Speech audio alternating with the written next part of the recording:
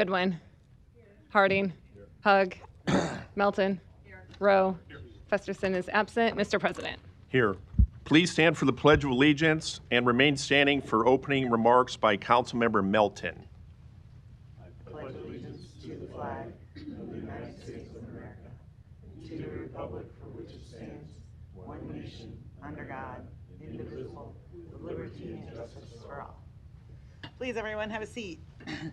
Thanks, and it does, I think every year it is my turn right when school starts. I usually am the one giving the opening speech at the meeting. And I give the same message, I think, almost every year. School has started. There's going to be a lot more kids walking around, walking to school, out on the streets. We were just talking about speed limit signs, that we were hoping to have more of those, what your speed is, installed. I think you allocated money, you and Brinker allocated money to that last year. But slow down. I know we all have places to get to. We got meetings that we have to be on time for. But I would just encourage everyone to pay attention to your surroundings and pay attention to all those kids so that we don't have any accidents this year as we see all the kiddos go back to school. So thank you very much.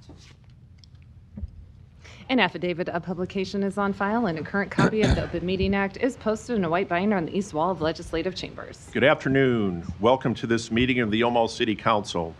As a courtesy to those in attendance and to facilitate the conduct of our business, we ask that you please silence or turn off all electronic devices. A reminder that you will have 3 minutes to speak on an agenda item. Please stay on topic. If you would like your comments entered into the public record, you can email the city clerk's office at cityclerk@cityofomaha.org. The council members receive these emails and we read them. Finally, council members may ask members of the audience back up for clarifying questions, but not for extra time to speak. Item 6, to consider a Class CL liquor license for Big Grove, Omaha, located at 4601 Catalyst Court, Suite 1002, A's Communication and Support. I'll open the public hearing on item number 6. Is the applicant here today? Mr. Levy, good afternoon. Good afternoon, Mr. President, members of the council. David Levy, Barrett Home Law Firm, 1700 Farnham Street. With me is Mike Weir with Big Grove Brewing. This is a very exciting project. This is the Big Grove restaurant and brewing operation in the Catalyst building there on Saddle Creek in conjunction with the UNMC Edge District project. Mr. Weir is here in case you have any questions. We're happy to answer whatever you might have. Otherwise, we'd appreciate your approval. Thank you. Thank you.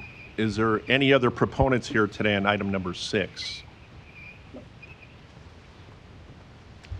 Hi, Mike Weir with Big Grove Brewery. I'm the Chief Operating Officer. Good to meet you in person, not on the phone, Mike. Thanks for being here. What's your address, Mike? 40 Rainbow Court, Cedar Rapids, Iowa, 52403. Okay, thank you. Is there any other proponents here today? Seeing none, is there any opponents? Public hearing is closed. Council discussion. Mr. Harding, you're recognized. Yes. I don't know, Matt or Ryan Wiesen, if he could come down.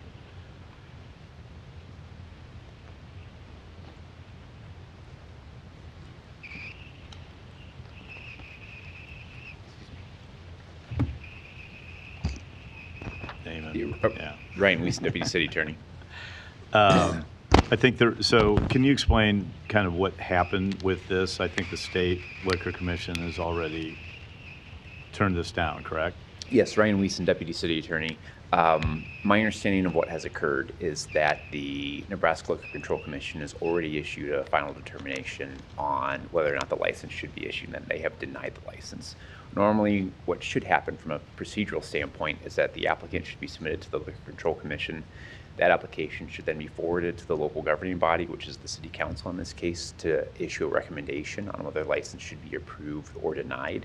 And then once that recommendation is returned to Lincoln, to the commission, that then the determination should be made.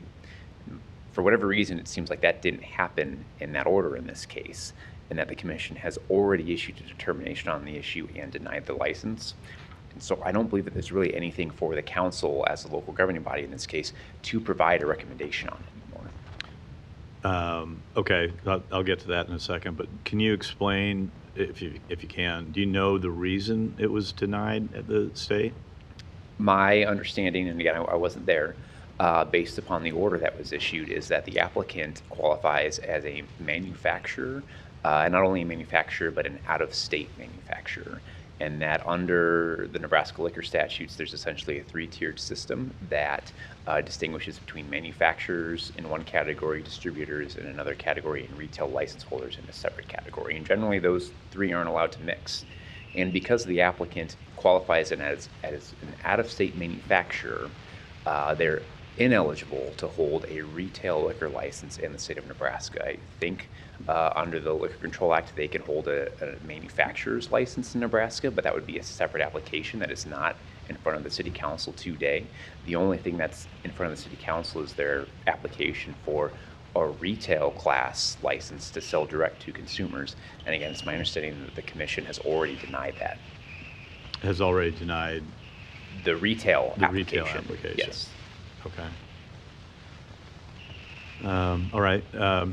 Mr. Levy?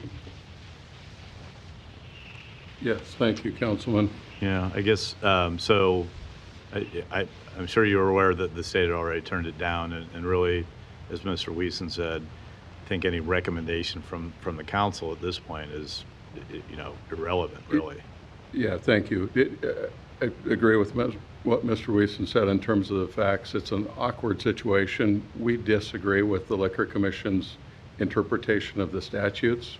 We are currently trying to determine exactly how to go about dealing with that, whether it's to seek a different type of license, to take a whole different approach, how exactly to address the Liquor Commission. So it is an awkward situation. I am new to this project, so I apologize for not having delved into this further with you all before the meeting. We would ask that the council make its recommendation so that we have that as we deal forward with the Liquor Control Commission. Again, I understand you're in an awkward position. We're in an awkward position.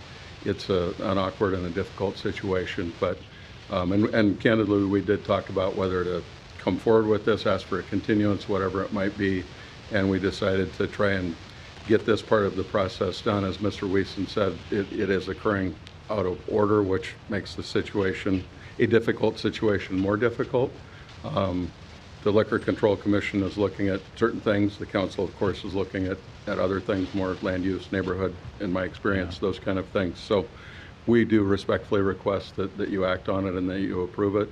If you would choose or not be comfortable to do that, we would ask that you continue it so that we can continue to try and figure out what to do. And if we get to a point where things are sorted out and this particular application is more clear as to the council, we could come back. Okay, so I would probably suggest, again, since the commission's already, any recommendation we give at this point is, they've already made their determination, whether, you and your client agree with that or not, that's, for you Right. to decide at the state level, I think. If we were, I'll ask the clerk a question then too. If we were to, or Ryan, if we were to place this on file, that could be brought back up at any point in time, correct? No? Ryan Wiesen, Deputy City Attorney. If we were only operating under the city council's procedures, I would Yeah, say sure, but in I theory, forgot that's it's correct. with the- yeah. But under the Nebraska Liquor Control Act, the local governing body has 45 days to Right, we have consider. limited time. And I think that's the best course of action in this case. Is to place it on file? Yes, Okay. because at least my interpretation of the statute would be that the 45 days doesn't matter anymore because they've already denied the license. Yeah. If it were to matter and you were to place it on file, at most that would happen is it would be returned to Lincoln with no action taken by the local governing body, which I would not think would prejudice the applicant at all. And so I think that would be the best course of action, the one that I would recommend for the council, just from a purely legal standpoint. I don't think it would prejudice the applicant going forward. It wouldn't prejudice the applicant from returning to the council for consideration of a different license, if that were to be in the cards in the future. And it would preserve the council's ability to act according to the statute and the law and to make appropriate recommendations to the Liquor Control Commission. Okay. I guess I'll make that motion then to place this item on file. Got a motion and a second. I got a couple questions, Mike, if you're back there, Mr. Levy. You heard what our council said today, and Mike, it's good to meet you here in person. We've talked on the phone several times. Driving up Leavenworth Street, the billboard not on one side but both sides is the Big Grove is opening soon, maybe in the spring. And here where we're at, I guess let me just tell us why you chose Omaha. Go through a couple questions I got for you. Yeah, just so you guys know, we are a craft brewery out of the state of Iowa. We've been a craft brewery since 2013 and have had a little bit of success. We've got 4 different tap rooms in the state and are taking our first venture outside of the state of Iowa.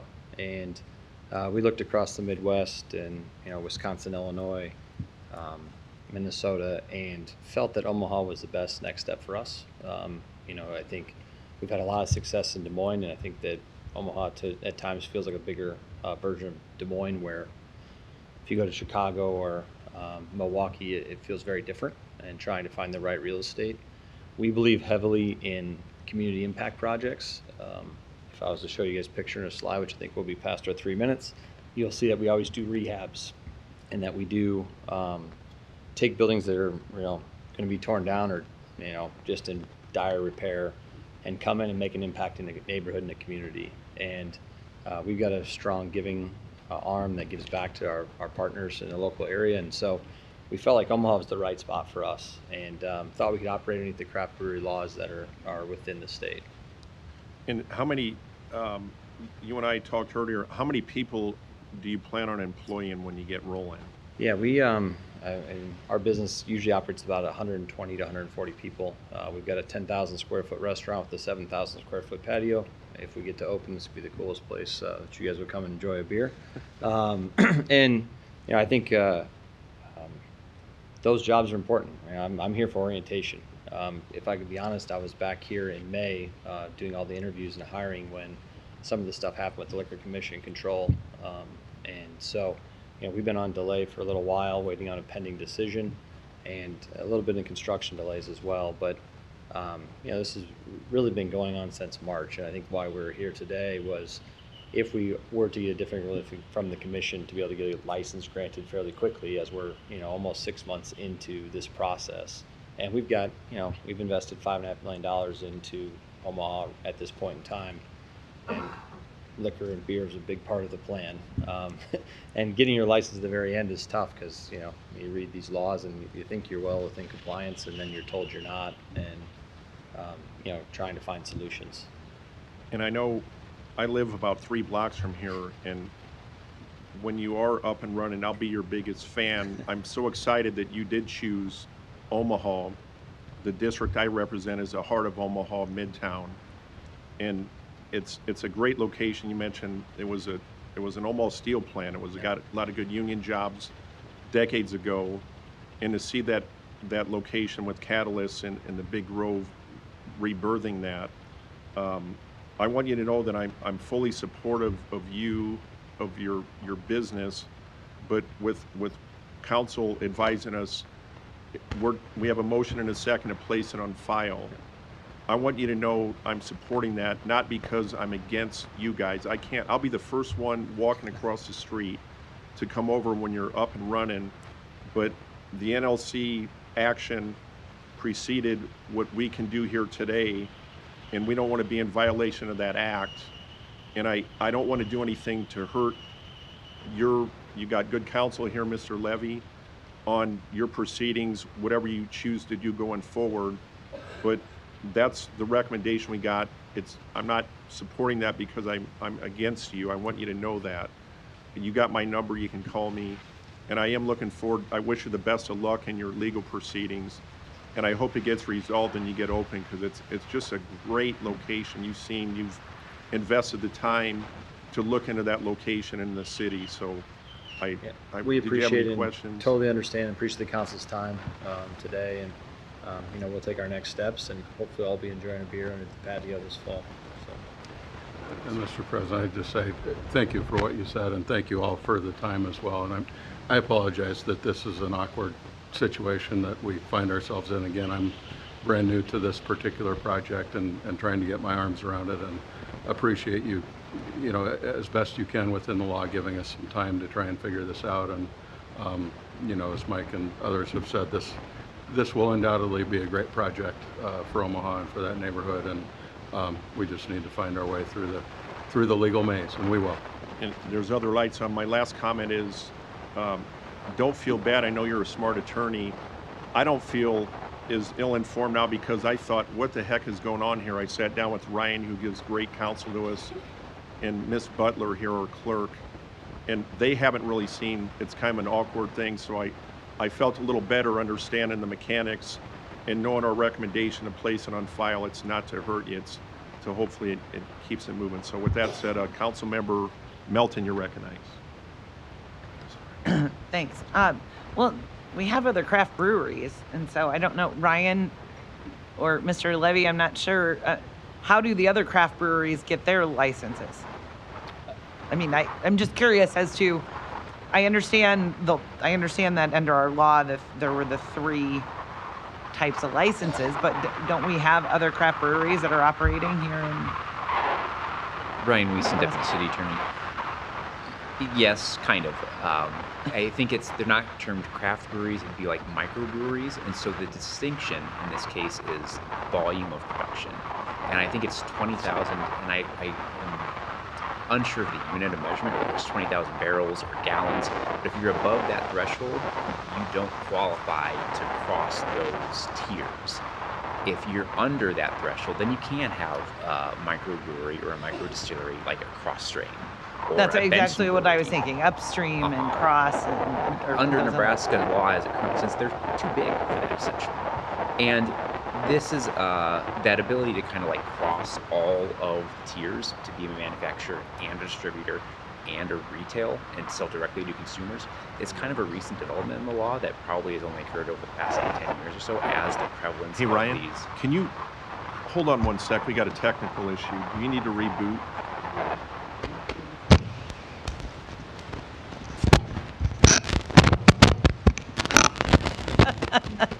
Reminds me of the 70s when we used to have to do that to watch TV.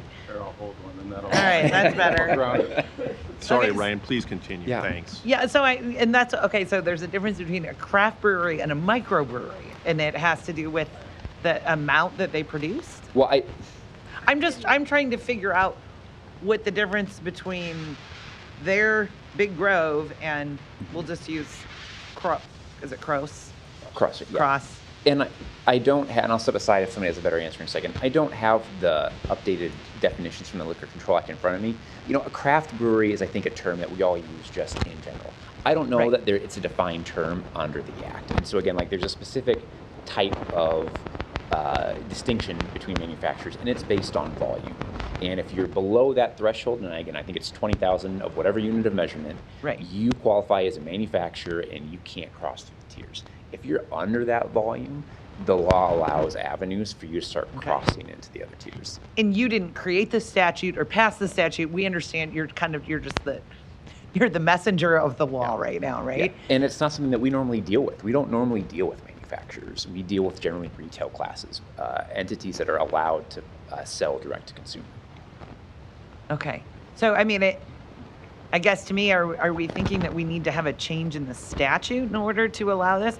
I mean, my fear is how long is it going to take them to be able to get a license, or are there other options for them to be able to get the license? Sure, Feel free, just state your name and address. I'm Christina Kamler. I'm with Baird Home as well, and I've been helping Big Grove also get their licensing through or try to.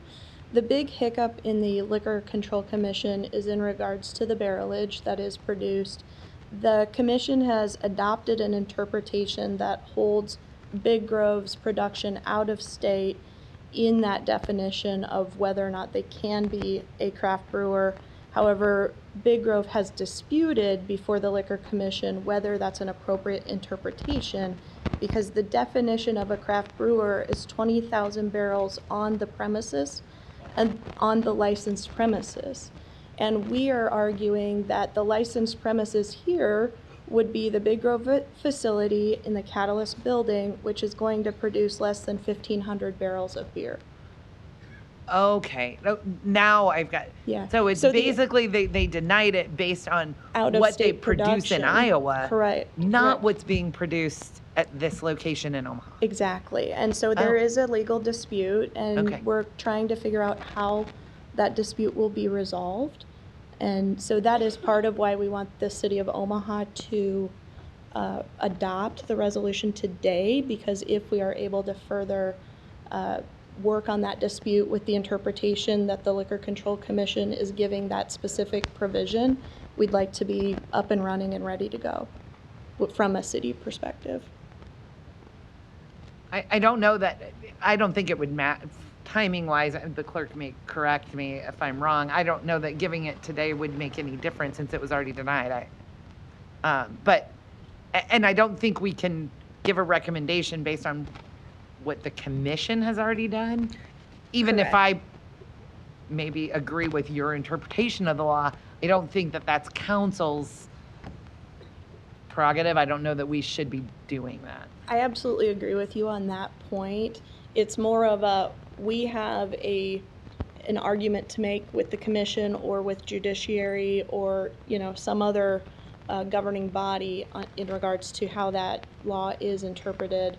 And we just want to make sure that we don't run into issues if we are able to overturn the Liquor Control Commission's interpretation. We'd like to just have this ready to go in the file, if you'll agree, from a city perspective. And just to confirm, I'm glad we're having the discussion, because now it's really elucidating why this is unusual and awkward and confusing and all of those things. So thank you for the questions. And I want to confirm my understanding. By placing this on file, if we get to where we want to get with the Liquor Control Commission by some means, we could come back fairly quickly and come back and get it back on the agenda and have an action. Is that I'm correct? going to look to the clerk since I'm up.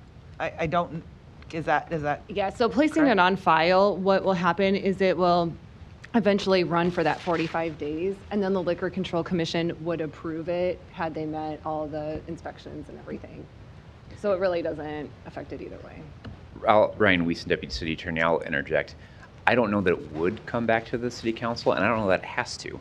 I mean, as we have been up here many, many times before, the local governing body is a recommending body only. So if the applicant goes down to Lincoln and appeals under the Administrative Procedures Act, and the Lancaster District Court reverses the appeal of the commission and says the license should not have been denied, they don't need to come back to us necessarily.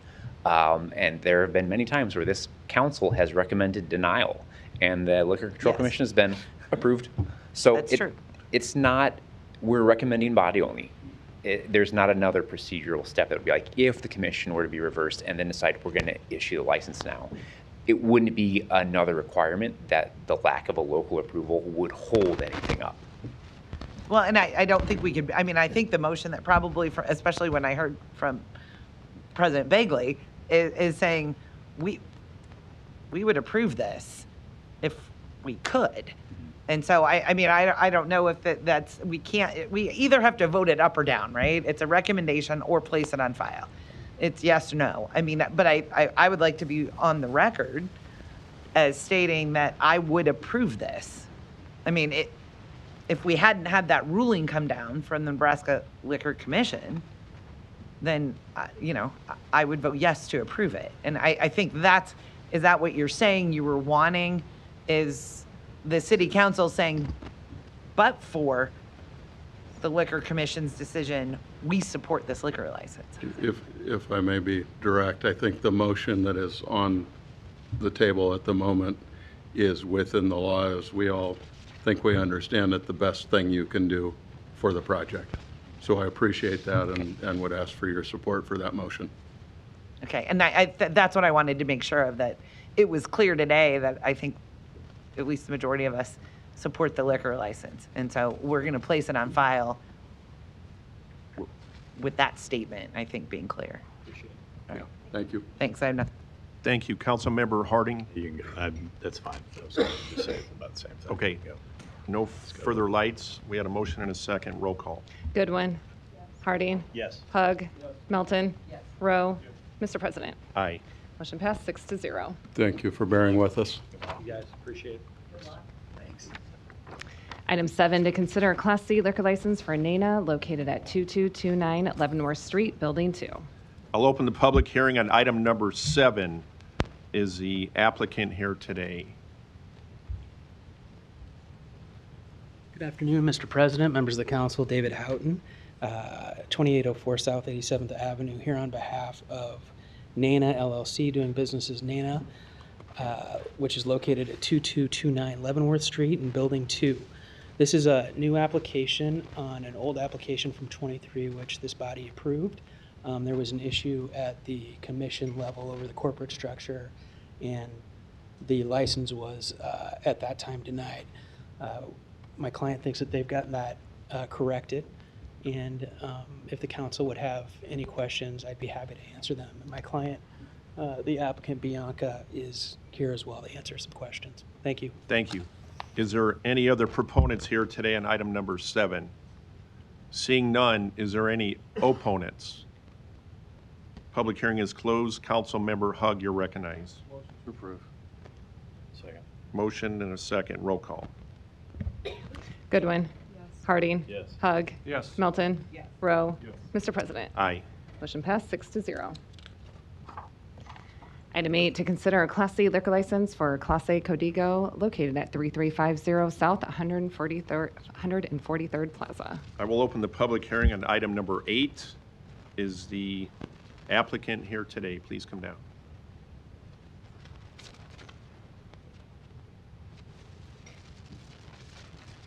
Good afternoon. My name is Luis Garcia, and I'm here with the Team Classic Código at 3350 South 143rd Plaza. And I'm here to get a new license for this new place. It used to be Applebee's. Right now it's going to be mostly Mexican food. Okay. Thank you. Is there, you here to answer any question if there's any? If there's any further question, I'll call you back up. Is that okay? Okay. Okay, thanks for being here today. Is there any other proponents here today? Seeing none, is there any opponents on item number 8? Public hearing is closed. No lights, get a motion. Second. Motion and a second, roll call. Goodwin. Harding. Yes. Hug. Melton. Rowe. Mr. President. Aye. Motion passed 6-0. Item 9, to consider a Class D liquor license for La Mexicana y Mas located at 1603 Vinton Street. A's communication in opposition. The public hearing on item number 9 is now open. Is the applicant here today? Good afternoon. Good afternoon. My name is Alfredo Ramirez, owner of Ramirez Market LLC, DBA La Mexicana y Mas. I'm here to answer any questions you guys might have. Thank you. Thank you. Is there any other proponents here today on item number 9? Seeing none, is there any opponents? Public hearing is closed. Councilmember Hug, you're recognized. Motion and a second. Roll call. Goodwin. Harding. Yes. Hug. Melton. Rowe. Mr. President. Aye. Motion passed 6-0. Item 10, to consider a liquor license addition application for Alpine Inn located at 10405 Calhoun Road to add an irregular shaped outdoor area with covered building. Public hearing is now open on item number 10. Proponents, applicant, good afternoon. Yes, good afternoon, members of the council. My name is Dan Dittman of Erickson Cedarstrom, representing 10405 Calhoun Road, Inc., also doing business as the Alpine Inn, and we're here to answer any questions regarding that the council might have. Thank you. Is there any other proponents here on item number 10? Seeing none, is there any opponents? Public hearing is closed. Motion. Second. And a motion and a second. Roll call. Goodwin. Harding. Yes. Hug. Melton. Rowe. Mr. President. Aye. Motion passed 6-0. Item 11, to consider a liquor license change of location for Tipsy Sisters to be located at 12100 West Center Road, Suite 905. Public hearing is now open on item number 11. Applicants, good afternoon. Proponents, I'm guessing. Hello, my name is Misty Anderson. We are here on behalf of Tipsy Sisters LLC for a change of address at 12100 West Center Road, Suite 905. Thank you. Did you want to give your names as well? I'm Leslie King at 1020 South 200 Street. Debbie Johnson at Your address. Your address. Your home address. home address. Oh, 3903 Platteview Road, Bellevue, Nebraska. Thank you. Is there any other proponents here on item number 11? Seeing none, any opponents? Public hearing is closed. Motion and a second. No further lights. Roll call. Goodwin. Harding. Yes. Hug. Melton. Rowe. Mr. President. Aye. Motion passed 6-0. Items 12 through 15 can be considered together for North Streams located northeast of 204th and Q Streets. Planning Board and Planning Department recommend approval. Items 12 and 13, ordinances to rezone this property from AG District to DR District and R4 District. Item 14, a resolution to approve the final plat. Item 15, a resolution to approve the subdivision agreement. The public hearing is now open on items number 12 through 15. Mr. Jobin, good afternoon. Good afternoon, Mr. President, members of the council. Larry Jobin, 11440 Weston Road, appearing on behalf of the development and the developer. This is the second phase of the North Stream subdivision. It's 112 single-family lots and one lot being a park. And so with that, I'm happy to answer any questions that you might have. It's just north of northeast corner of 204th and Q Street. Thank you. You're our technical expert. Hold on. Do we need to pull those apart again? It was working fine till you got up here. Maybe pull them apart. Oh, well then. All right, you're hired. Sorry about that. Thanks, Larry. Is there any other proponents here on items 12 through 15? Seeing none, is there any opponents?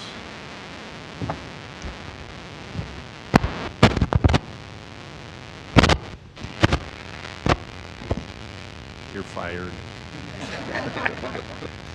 There are no opponents. Public hearing is closed. Got a motion and a second. Roll call. Goodwin. Harding. Yes. Hug.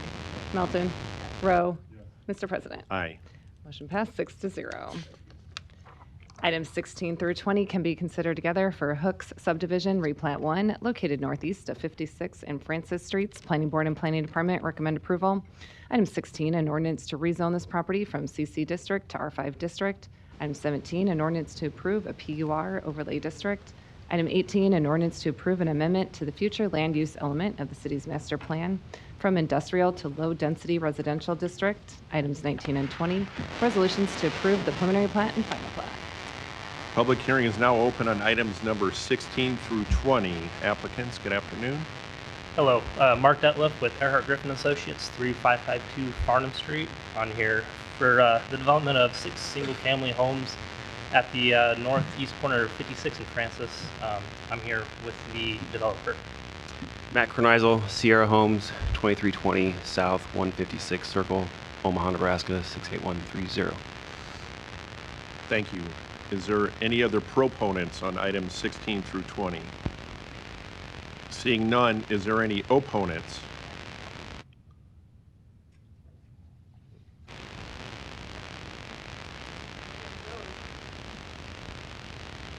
I'm Jeanette Vandeveer. I live at 1415 South 84th Street in Omaha, Nebraska, and I own the property at 2047 South 55th Avenue. And I'm not opposed to the rezoning. I am opposed to the schematic that was sent out as to the number of houses that are proposed for this location. I saw that there were 6. As a realtor, I think that's overkill on that corner based on the demographics and the layout of the neighborhood. I think it would be more appropriate to just limit that to 4. Okay, thank you. Is there any other opponents on items 16 through 20? Public hearing is closed. Do you want to answer that question in respect to the number of houses? Yeah, I think part of it is price point of properties. As former past president of Metro Omaha Builders Association, we've been partnering with the city and their affordable housing plan and trying to redevelop some of these areas. Obviously, currently now it's zoned for storage units or industrial type uses, and we didn't feel like that really fits that neighborhood as it's surrounded by houses. And so as we've been kind of as part of MOBA, we've been working with them on trying to bring some denser housing, getting some price points that the workforce can bring into that midtown area. And so to do that, obviously the denser housing is really needed. Okay, thank you. Councilmember Harding, you're recognized. Mark, the 6 lots, are those on the south side, or which 6 lots were being referred to? On the northeast corner of 56 and Francis. 3 of them face 56th and the other 3 face 55th Avenue, I believe it is. Yes. Okay.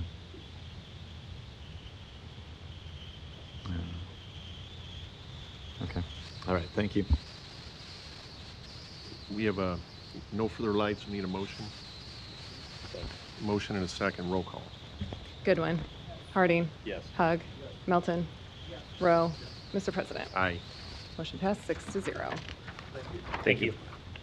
Item 21, a resolution to approve the Ames Industrial Park 3 Tax Increment Financing Redevelopment Project Plan located at 3828 Ames Avenue in an amount up to $90,000. The public hearing on item number 21 is now open. Mr. Seaton, good afternoon. Yes, good afternoon. Don Seaton, Omaha City Planning Department. This project involves a vacant building on the northeast corner of 39th and Ames.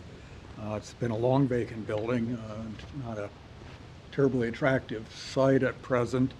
The existing building will undergo a comprehensive rehabilitation and become commercial space, which will be used for vehicle maintenance, repair, and storage by the Spencer Management business. The developer is Ames Industrial Park. That's what we're looking at for the rehab. Back out a little bit. Developer is Ames Industrial Park LLC, managed by Justin Moore. Total investment on this site on Ames is in the neighborhood of about $845,000. The TIF support requested for the project is $90,000. Project meets the required criteria of our TIF program. It's an appropriate land use for the area, and it complies with the goals of the city's master plan. And we ask for your approval.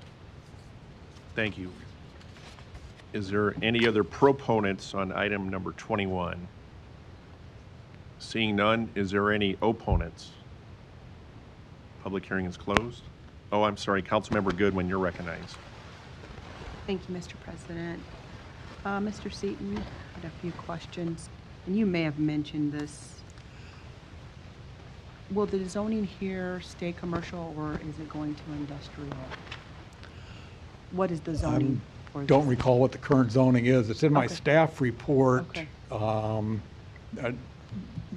Director Fanslaw, do you recall the current zoning or whether it's been up for rezoning for entitlements? Councilman Goodwin, I'm looking right now. I ask because sometimes, and I know clearly there's a physical improvement here. Clearly there's a physical improvement here that's happening, but how sometimes commercial and industrial spaces are managed on the front footage of a place like Ames Avenue is important. So that's really the purpose of my question. I see. Yeah.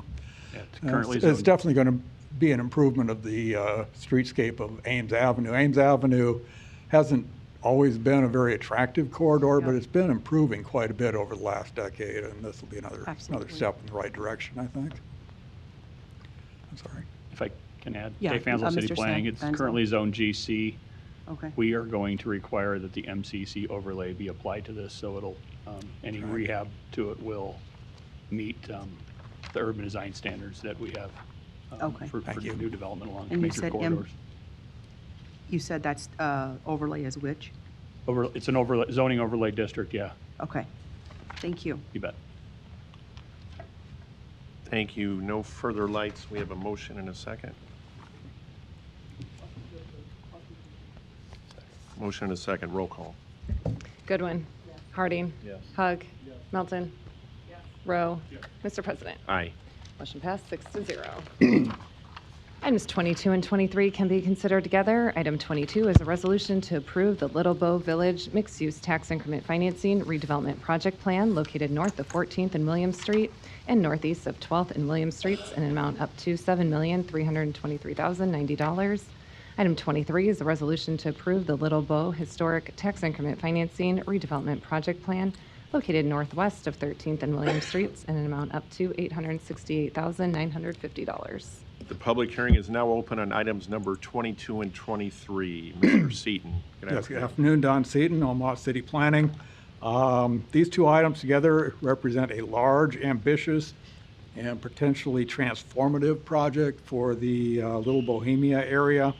The Little Bow Village project involves 5 sites near 13th Street and Williams Streets. These 5 sites are a large mixed-use project with multiple new buildings, mostly new construction. It's also a companion piece then to the historic TIF, item 23 on your agenda, which involves the rehab of 4 historic buildings. In total, the Little Bow Village TIF project will have 155 market rate residential units and about 9,250 square feet of commercial area. That's the Little Bow Village. There will be 58 parking stalls developed within the largest apartment building. That apartment building is 114 units, so it'll have 58 parking stalls inside. The developer, depending on on-street parking for the remainder of the parking. He is seeking NBD zoning, which is Neighborhood Business District, which has has no parking requirements. The developer is Silver Bowl Holdings, LLC. That's a Clarity Development entity managed by Tom McClay. For the Little Bow Village TIF project, the total investment in this part of Omaha is a little more than $34.3 million. The TIF support for the project is requested for the project, $7,323,090. Both of these items have been approved by the TIF committee and the planning board. Both are coming to you for your approval. I'd like to talk maybe a little bit more about the Little Bow Historic TIF project. Sorry, I kind of had these set up for separate presentations. Involved 4 sites, 4 historic buildings. There'll be 1 addition in there as well. In addition to the 155 residential units of the Little Bow Village TIF project, there'll be another 5 residential units mixed in with, which largely a commercial project here. Again, there's 4 historic buildings being rehabbed. Total number of square feet of commercial retail space in the Little Bow Historic TIF project is 24,741 square feet. Same developer, managed by Tom McClay. The historic portion, the historic TIF project is a little more than $6.2 million in total project costs, investment in the neighborhood. The TIF support for the historic TIF requested is $868,950. And again, both of these have been reviewed by the TIF committee and the planning board, and they come to you with a recommendation for approval. Thank you. Is there any other proponents on items 22 and 23 here today?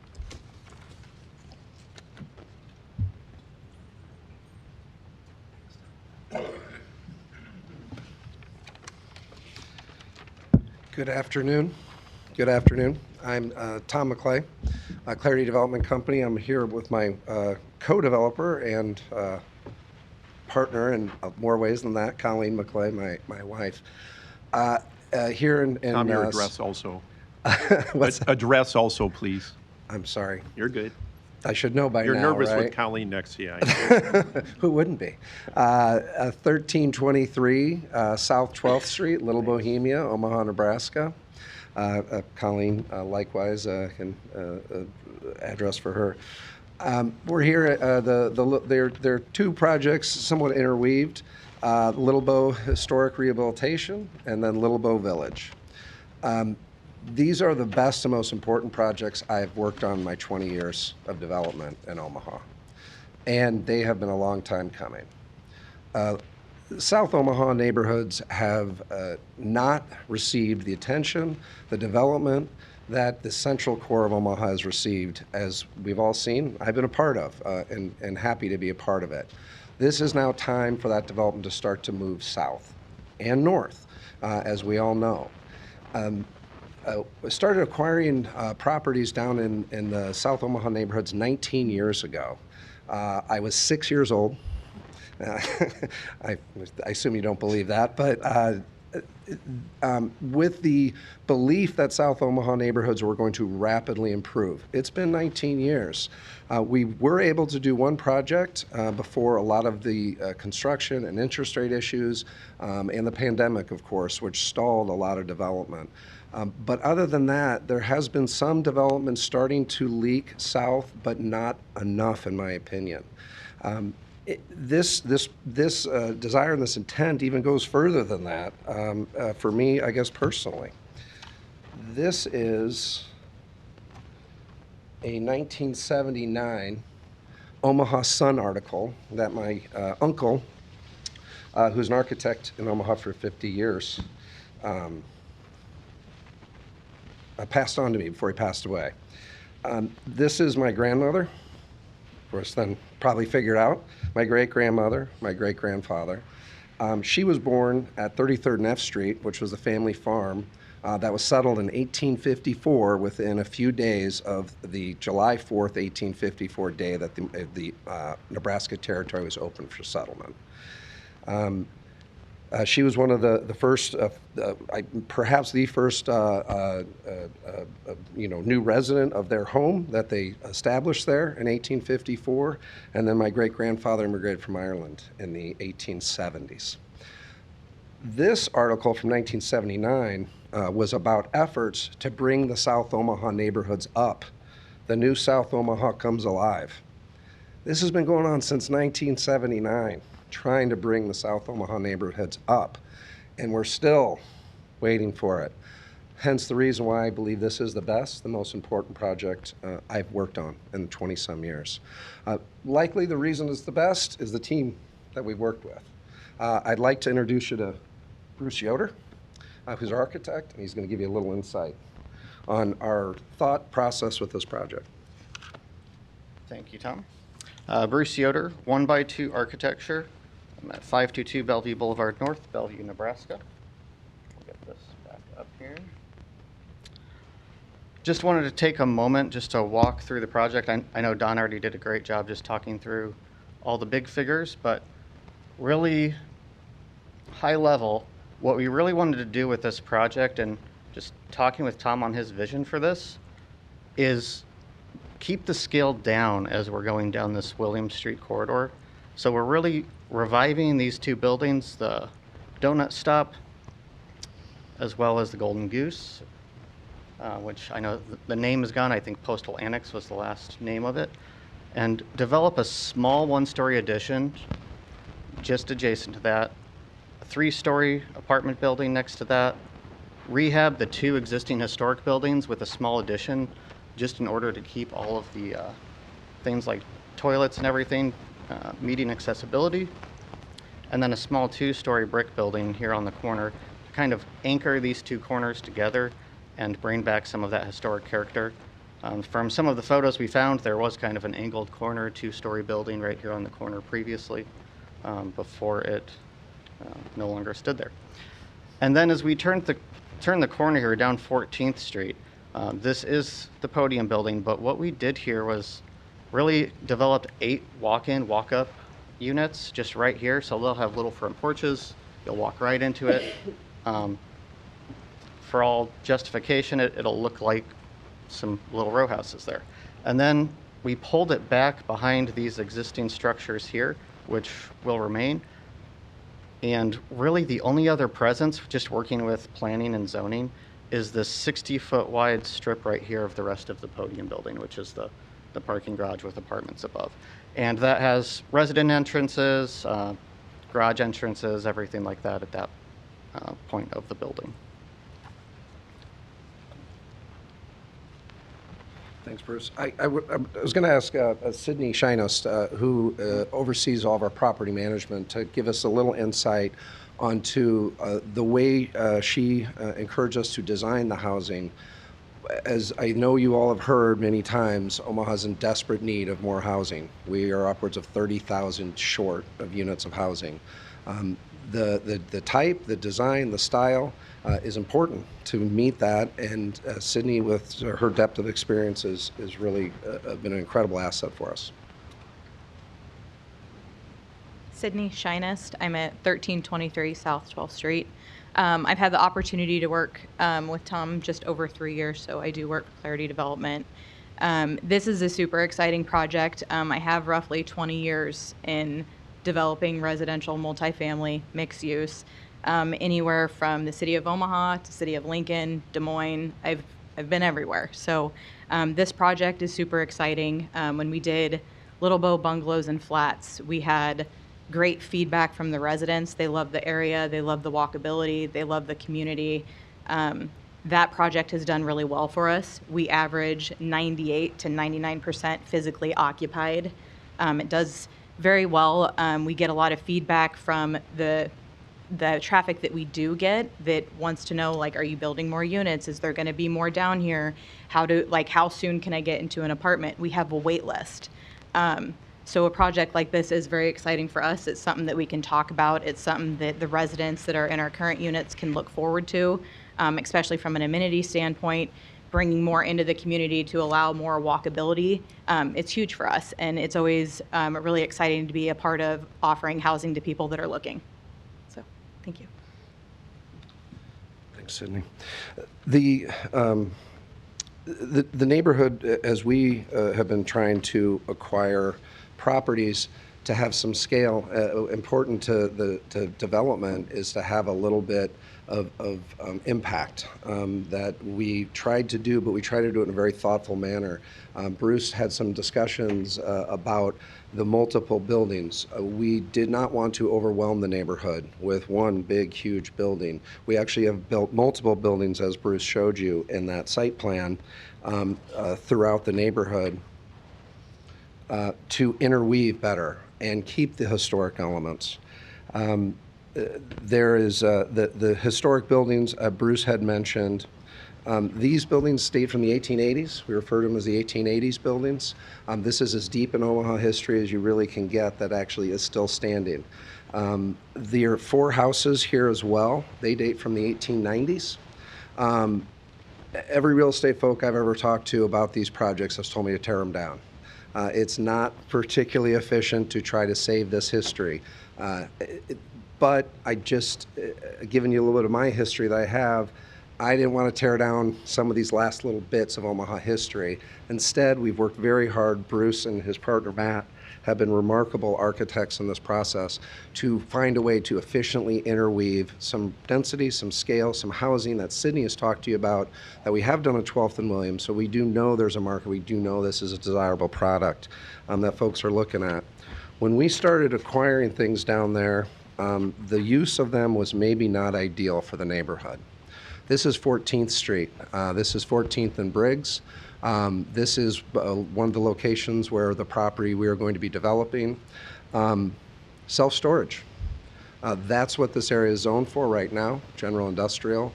That's what we get when we have disinvestment in the neighborhood, which is really what's happened since 1979 probably.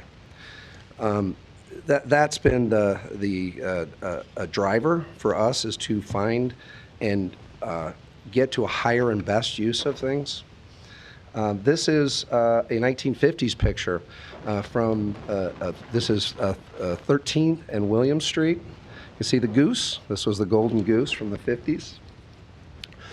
There has been some folks in the neighborhood who have indicated they have questions about why we're developing, or how we're developing, and parking. Of course, the one thing that always comes up with people. To create wonderful urban neighborhoods, the ones that people want to go to, you need to create some density, some mixed uses. That's what we're doing with this. And it's entirely appropriate for this neighborhood with its proximation right next to downtown and its history. This neighborhood was a very dense neighborhood, mixed use, represented as you'll see here in 1950, all along there. This was the original location for the Bohemian Cafe. You can kind of see the Piggly Wiggly and even see Bohemian Cafe there before it moved to its subsequent location south of William Street. That is the donut stop. That is one of the buildings that we are looking to redo. Of course, as I mentioned, this is the Golden Goose that become the postal workers, also one of the buildings that we are attempting with your consent to rehabilitate, bring back. This wonderful street wall still exists there. Where, oh, I kept it here. Here's where we're trying to go to. We're trying to bring that wonderful street wall back. We're trying to bring the street wall back onto William Street. This is the Goose. This is what the rehabilitation looks like as we're hoping and moving forward to do. Don had mentioned an addition on that.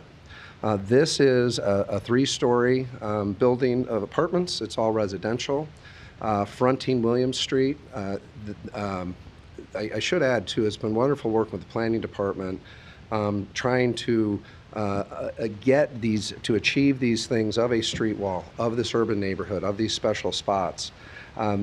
That is, again, we didn't want to overwhelm. We kept the building to 3 stories. We didn't go 5, 7, 10 to really overwhelm the neighborhood.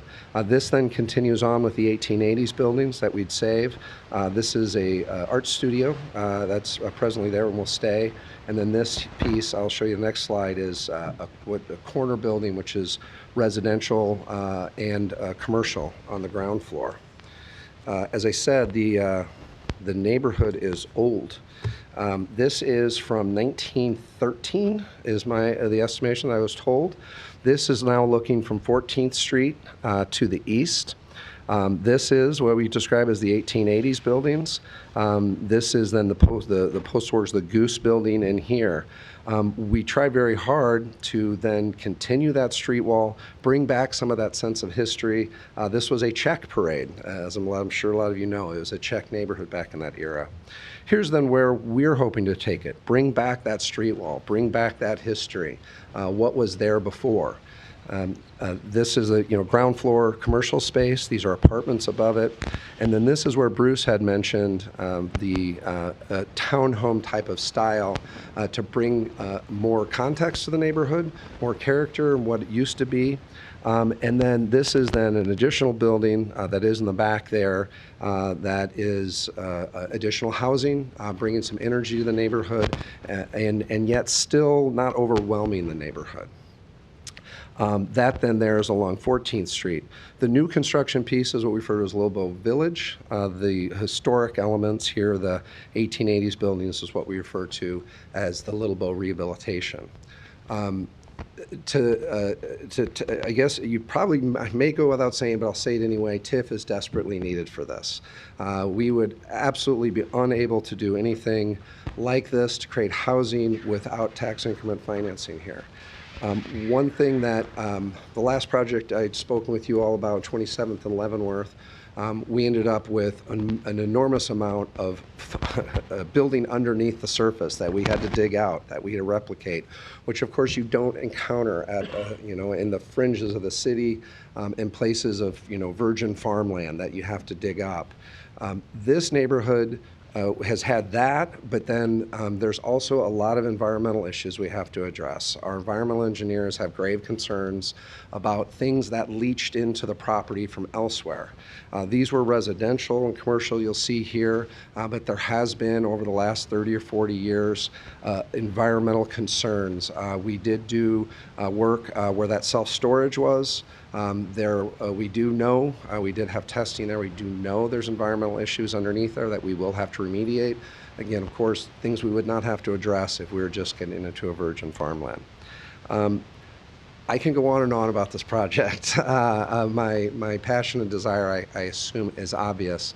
But I do think it's important for my co-developer, my wife, to give you a discussion. She is a member of the Little Bohemia Business Improvement Board, and some discussions she's had and all throughout the neighborhood and all the work she's been doing down there. Hello again, Colleen McClay, 1323 South 12th Street, partner in crime with Tom McClay. Obviously, I'm in support of this project. I know I share Tom's passion and his careful way that he goes about this, and I feel like it's a cool project, and I hope that we can move forward today. I am a member of the BID, the Business Improvement District. I did present this project to them yesterday, and we have a lot of support. We also have a lot of questions about parking. However, I do feel pretty strongly that this is not, it should not solely rest on the developer for some of the potential parking questions, and I think that is something that we should move forward with conversations. I do know that it's important to get this passed today without any holdup, and I hope that that can happen. I'm trying real hard to not get into the opposition, but I do feel like that is something that we've encountered with this BID since pretty much day one. And it's been hard because I think that there's this perception that we're not business owners.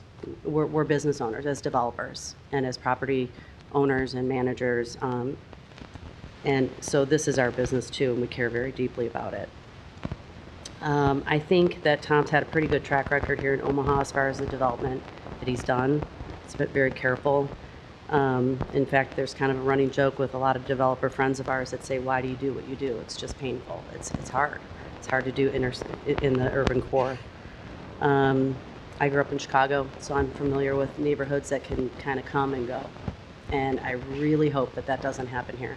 This is a good project, and I hope we can get your approval today. Thank you so much. Thank you. I know there's a few other folks here who want to talk in support of the project. I think a few in opposition, perhaps, or some others. One final comment I did want to make. We need more housing in Omaha, desperately, and we need it to be cost-effective housing. This is something that everyone else in the country knows, and we need to learn it better here. Parking finds its way. Parking is like water. It'll find its level. It will work itself out. Every neighborhood and every major city you go to that people really want to go to, we don't have acres and acres of open parking lots. That is not what creates effective, affordable housing. This is. Thank you all. Thank you. Is there any other proponents here today that wish to speak?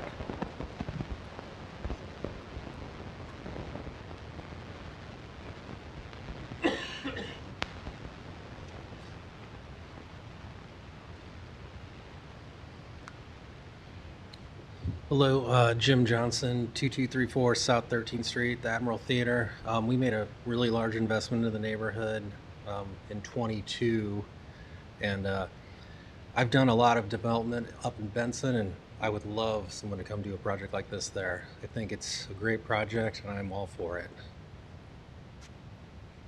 Thank you. Good afternoon. Adrian Hernandez, President with Dundee Bank. We are at 1407 South 13th Street, so right there in the neighborhood. I'm here to voice my support for this project.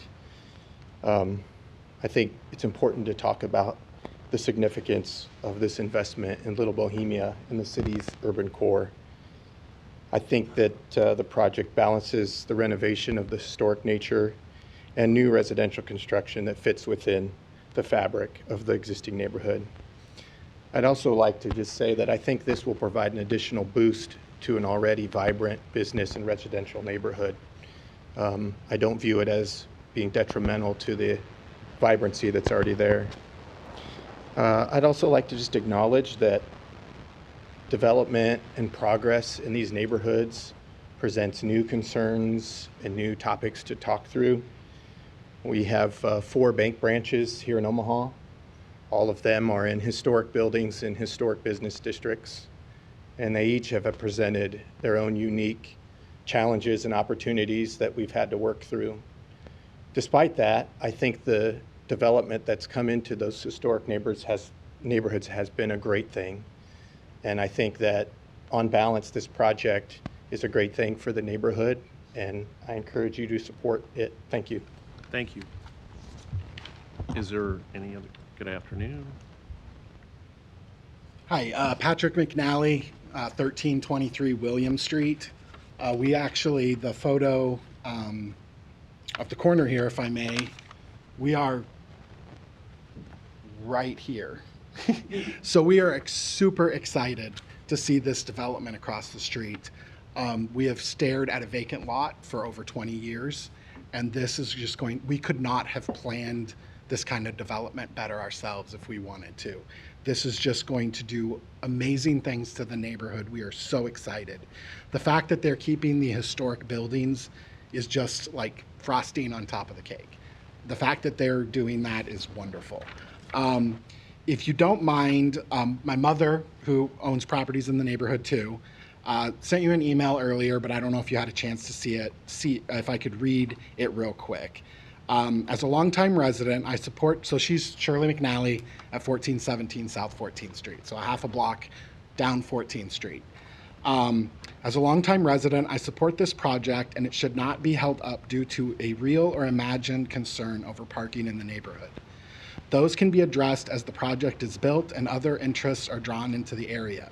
There are many underutilized lots. The city could allow designated parking in front of each private residence to provide for their use. A task force could certainly bring this together in a sensible way.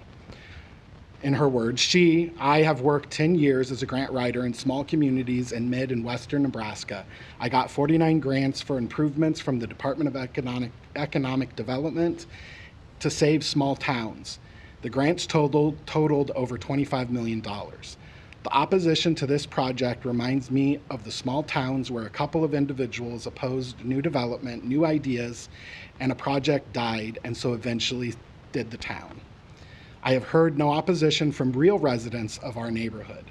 It is exciting to see Little Bow revitalized and grow, prosperous, and an interesting place to live. I'll just add one little story, if you'll bear with me. We moved here 34 years ago into this neighborhood in '91. And as a child, we used to ride our bikes around. There's a project on 13th Street called the Bohemian Gardens. It is a wonderful place. They've got a beautiful courtyard, a 2.5-story brick building. They have weddings there.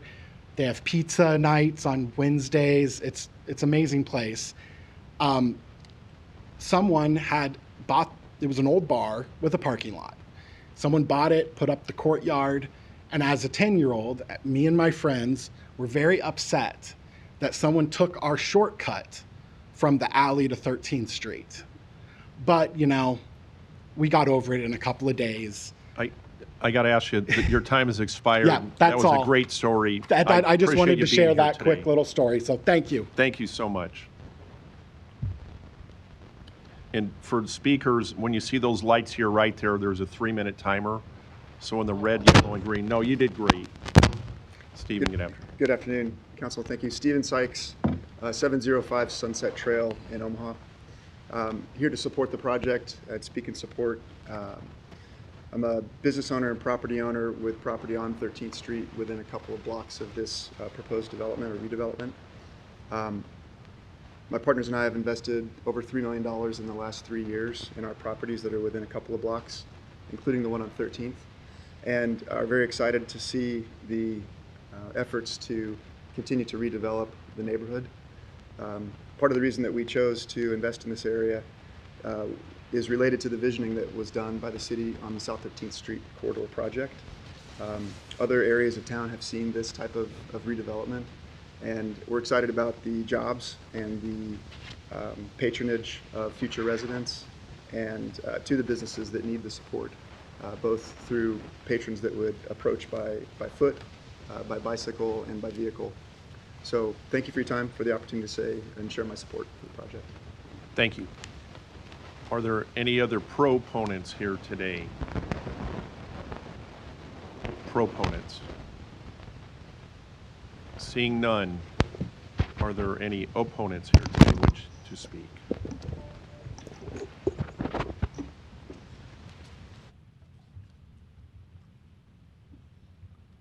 opponents, you can come down to the mic. Larry Storr, 5015 Lafayette Avenue, Omaha 68132. I'm always against TIF because I don't think you're being transparent enough. I think the citizens are being misled about TIF project. Secondly, I don't believe that area. If you want to see a blighted area, go to Northwest Hamilton Radio Highway between Hamilton and Cumming. Either side of that, part of it's Walnut Hill District, another part is Dundee District. I live very close to that area. That's a blighted area. You have an ungodly number of homeless people. Larry, let's stick to the items on the Excuse agenda me, here today. this is development. This is the item.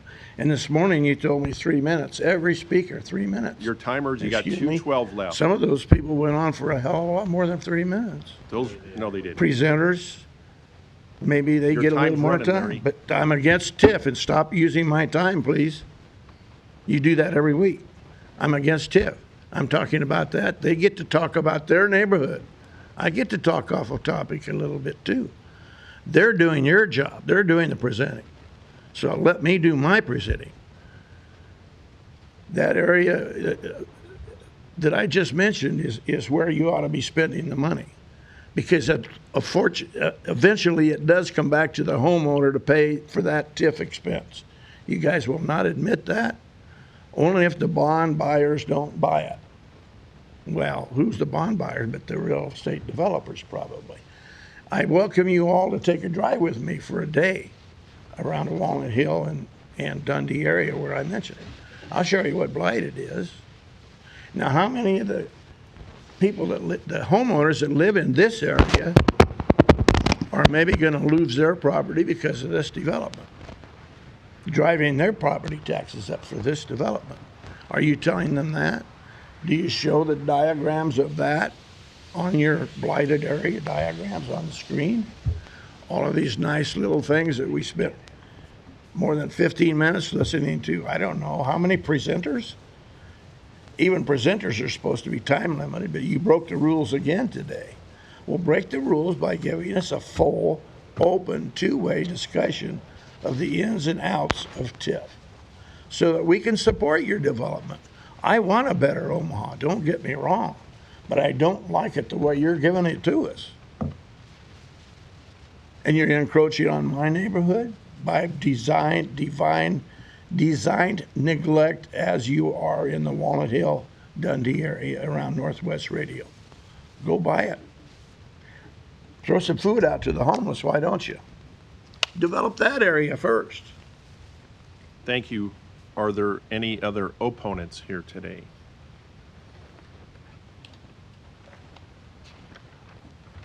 Hello. Not sure which one to talk into. You're good right there. Okay. Hi, I'm Leah Thrasher, 1231 South 14th Street. I own the dog bar, Omaha Dog Bar. We're a dog park bar and restaurant and doggy daycare. I'm not against change. I'm not against development. I obviously own a dog bar. It's a new concept. I love Little Bohemia. I chose it 6 years ago. I love the charm, the people, the history. 14th Street is unique in that we are currently only the only customer-facing business here. And so from the start, I've always dreamt of having neighbors that aren't abandoned homes, right? So I'm not against the development, but I do have major concerns about parking. When I signed my lease in 2019, I did have to rezone. My team and I originally planned to rezone as NBD, but I was denied. So the city planners advised me that it would never pass as NBD, and I was directed to be community commercial, which I am now. But with that came parking requirements. So I'm supposed to have 36 parking requirements. I went to the zoning board and was able to get a parking waiver, which I currently have, which I'm grateful for. So even now with all the on-street parking available, with me being the only customer-facing business, most days my customers complain about parking, even today. 99% of my customers drive, even though there are some apartments in the neighborhood. The same will be true for the proposed commercial storefronts in the Little Bohemia and the Little Bohemia Country Club. Those customers will have to drive. The row house and the apartment tenants will also have cars. And while the proposed 5-story apartment building includes underground parking, it won't cover every tenant. I think it was 58 stalls for 114 units. So that's not covering the tenants or their families or their guests. If there is not adequate parking, businesses will fail, my business will fail, people will stop coming, just like we've seen in other neighborhoods. The future businesses that go into those proposed commercial spaces will also struggle because their customers will not have anywhere to park. Oh, and not to mention the 50 new full-time employees, according to the plan. Where are they going to park? When I've asked about parking, the response I've recently received is it'll work itself out. It's like, what did he say? Parking will find its way. I've also been told it's like Chicago. Well, it's not Chicago. We don't have public transit. Everyone has cars here. I understand there's a lot of vested interest in this project, but this is mine. I just signed a 12-year lease, and I want to stay. I'm in it for the long haul. I put in $1 million to that building, and I believe in Little Bohemia. I believe in development, but I think there needs to be more time and thought into where all these people are going to go. The traffic flow creates real safety concerns. I think it's in everyone's best interest, including Clarity's, that the existing businesses here in Little Bohemia succeed. Your time has expired. I'm sorry. That's okay. Your 3 minutes I was almost is up. done. Thank you for being here today. Thank you. Thank you. Mr. Hempel, good afternoon. Good afternoon, members of the council. First of all, I think Tom and his team have done a great job to bring forward his development.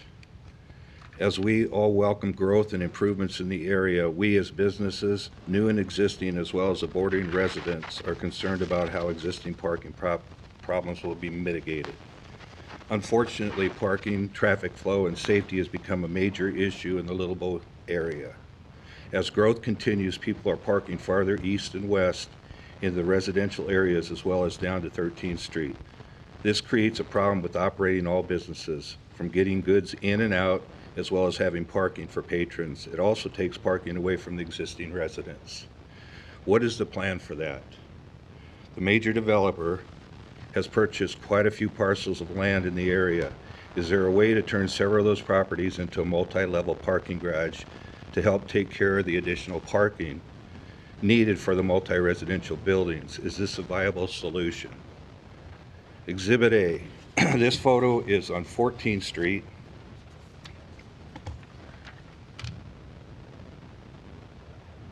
Looking north from Hickory Street. There's 36 available parking spaces between Hickory and William.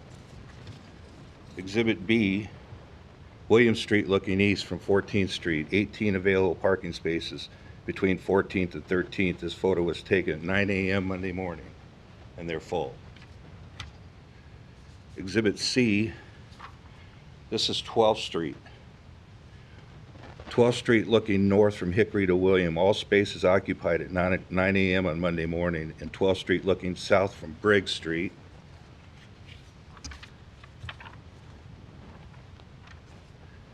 The residents have put up cones in front of their driveways to stop the row house people from blocking them. Since a road study has been approved, why not get the results of that prior to approving the zoning changes in TIF? If there isn't a more comprehensive study, how are things going to look in 5 years down the road? Will there be a TIF tax implemented to the receipts of the businesses in Little Bohemia?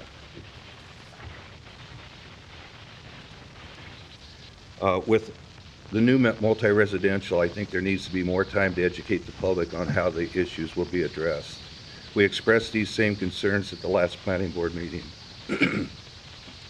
They suggested we reach out to Tom McClay and see if we could work out the issues. We did last Friday by email. Yesterday there was a Zoom call put together by the BID, which included quite a few people in the area. That was the first time any of us saw a plan. When asked what will be done about the parking issues, the answer was basically that is this discussion to be had later, or we don't know. Public awareness is important. We need more Dave, time to understand. Your 3 minutes is up. I got. Hey, wait a minute. Your 3 minutes. All these folks got. You got more 3 time. minutes, Dave. I'm consistent across the board for everybody, Okay. and I need you to put your. I think people should pay more attention to the time that was allowed Dave, for the I've been proponents. consistent. 3 minutes for everybody, and can you please give your address for the record for us? Pardon me? Your address for the record. 1255 South 13th Street. Thanks, Dave. Thank you. And Dave, the applicants don't have a 3-minute time limit. It's just people testifying in support and against. That's a 3 minutes. Are there any other opponents here today?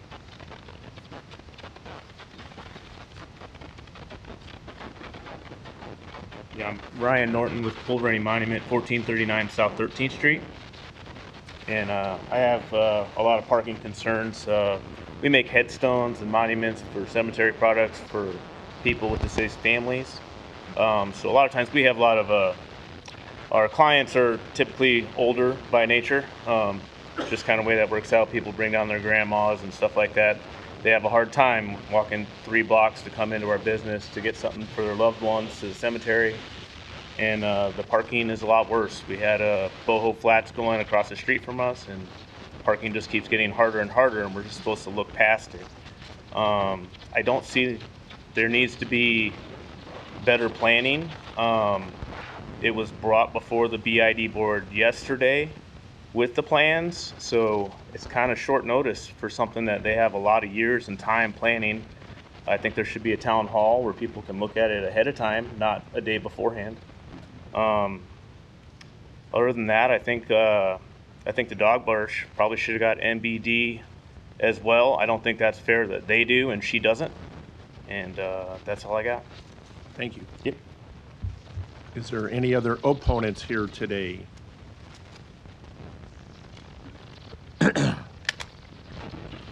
Hi, my name's Sean Coulterman. I'm at 1446 South 13th Street. And I want to start by saying I agree with what Tom, Colleen, and team have said, and I love their passion and their vision. That 20-minute presentation is exactly what they should have shared in a town hall meeting months ago. The project's been underway for 11 to almost 20 years. It seems like there should have been some time allocated to sharing the vision with the neighborhood so we could have addressed questions and potential resolutions to problems that we identify. Our masonry contracting company was kicked out, squeezed out by a developer from our last location where the city needed to build something different and new. And so we identified an industrial area of town where we could relocate on 13th Street, and now it's sort of happening again. Own a masonry company, own a restaurant, not opposed to development at all. In fact, development is the lifeblood of our business. And again, I think their vision is great. It's just premature to approve without additional planning. One of our neighbors was strong-armed is the word I heard secondhand. Why aren't you supporting the developer? To the point where she showed up shaking like a leaf, intimidated and afraid, even to be here today. I don't think that's right. I think people should be able to express their opinions and not be challenged like that. The country club community was something there were no renderings of in the meeting yesterday. There was mention of a community pool, of a concert venue. I don't know if outdoor or indoor, but something like that. Seems like there's safety issues and maybe noise issues that the community would like to know about and maybe ask questions about. Is a town hall a prerequisite for things being approved at City Council? Do we know? Anybody know? Is a town hall a prerequisite for that? You got a minute left. Nobody knows? Your time's going. Not required? Okay. Well, it hasn't happened. It seems like a good thing to happen. The parking issues are compounding. So I know some people think there's oceans of parking on 13th Street or parking's like water. But Boho Flats added 59 units with 24 stalls. This development's looking at least 155 units with 58 stalls. That leaves a shortage of 214 units, or a total of 214 units with 82 stalls. So that's a pretty big difference. Many of the units are presented as being multiple bedroom units, which commonly means multiple cars per unit. What about guests, employees, customers that the retail side is looking to bring? I don't think a 30-day holdover to answer questions jeopardizes a project that's been in the works for almost 20 years Sean, and is an time's appropriate expired. way to respond to the community. Thanks for coming down today. Thank you. Any other opponents? Susan Ann Koenig, 1266 South 13th Street. Although I stand here as an opponent, it's only for you voting on this today. As I'm in the building right next door to the Golden Goose that Tom was talking about. It's where the law firm I started, Koenig Dunn, has been for the last 25 years, and also where I've made my home. It's a historic building built in 1898. So you can imagine my thrill at the possibility of this development taking place and preserving the historic nature wherever possible in Little Bohemia. I grew up in Little Italy. I went to school on 10th and William. I delivered newspapers all around that neighborhood. My heart is in this community. But it's not just in the building, not even my building, which has a mural on the back that I had done in collaboration with the entire neighborhood to show the past, present, and future of Little Bohemia. Why? Because it's been such a wonderful place to live and do business. But I care not just about my neighborhood, not my building, which is going to be maybe cut off from anyone even seeing the mural, because I don't know how these plans, I just saw them for the first time yesterday. But and I've lost my view of the sunset because of the sunrise because of the development on 12th Street. It's not that. I know we need what this city is doing, which is more housing, more development in the urban core, all for it. I'm also for having people in this city feel as though the developers and this city council care about them such that they can be given an opportunity to be heard at a neighborhood meeting that feels safe to them. They're not going to show up at planning board meetings necessarily, but you have something in the neighborhood where Tom and Colleen can come and show what they showed here today, as Sean said, and answer some questions. And we're not the decision makers, but I don't think that that's too much to ask when tens of millions of dollars are being invested and many millions being asked for by the citizens. So it's not the what, it's the how. And if we want to have trust in our leadership, our civic leadership, and trust in our developers, not just for this project, but all around the city, so that people aren't just complaining about the new big box buildings, but they can see that history is being preserved, neighborhoods are being preserved, and people are being cared about. So, ooh, I think I had 20 more seconds. What else could I say to you? Keep rolling, you're on a roll. No, I just, we need to be in conversation. I'm also on the Little Bohemia BID. I'm deeply committed to the community, but to the people and the process and the integrity. And I know that matters to you. That's why you do this really hard job you do every Thanks, day. Susan. So thank you. Thanks for being here today. Is there any other opponents here today? Mike Weiland, 1631 South 13th Street. I am owner of Thomas Eck Machine. We're asking for a 30-day layover to get more discussion and everything on the project. Thanks. Thank you. Is there any other opponents? Hi, my name is Rachel Campbell, 1411 Hickory Street. I'm a business owner in the neighborhood. I own Noah Brides on 13th Street, and I also live at 14th and Hickory, so I also live in the neighborhood I work in. I just want to say that I am excited about this development, and I'm excited about the saving the historic building fronts and just bringing and revitalizing and bringing more people down into the neighborhood. I am nervous about parking, but more so, I am very nervous about the safety of 13th Street. I know that the BID, as well as Little Bohemia Business Association, has asked many times and brought people in to discuss how can we make 13th Street safer. I think there's a lot more that can be done. Traffic lights as well as pedestrian crossings, and so I'm wondering how these buildings, how that's all going to look with adding more buildings, more people living in the neighborhood, with the traffic issues that we have on 13th as far as safety. Also, I am curious about the TIF tax, if there's going to be one to our customers. For myself, I have big ticket items between $2,000 and $6,000 for wedding gowns. I also work at the Bohemian Gardens and sell weddings there between $10,000 and $20,000 a wedding. I'm curious, am I going to have to add a tax on to my customers for that, and will that hurt us as far as competition? So those are some concerns I have. Thank you. Are there any other opponents here today?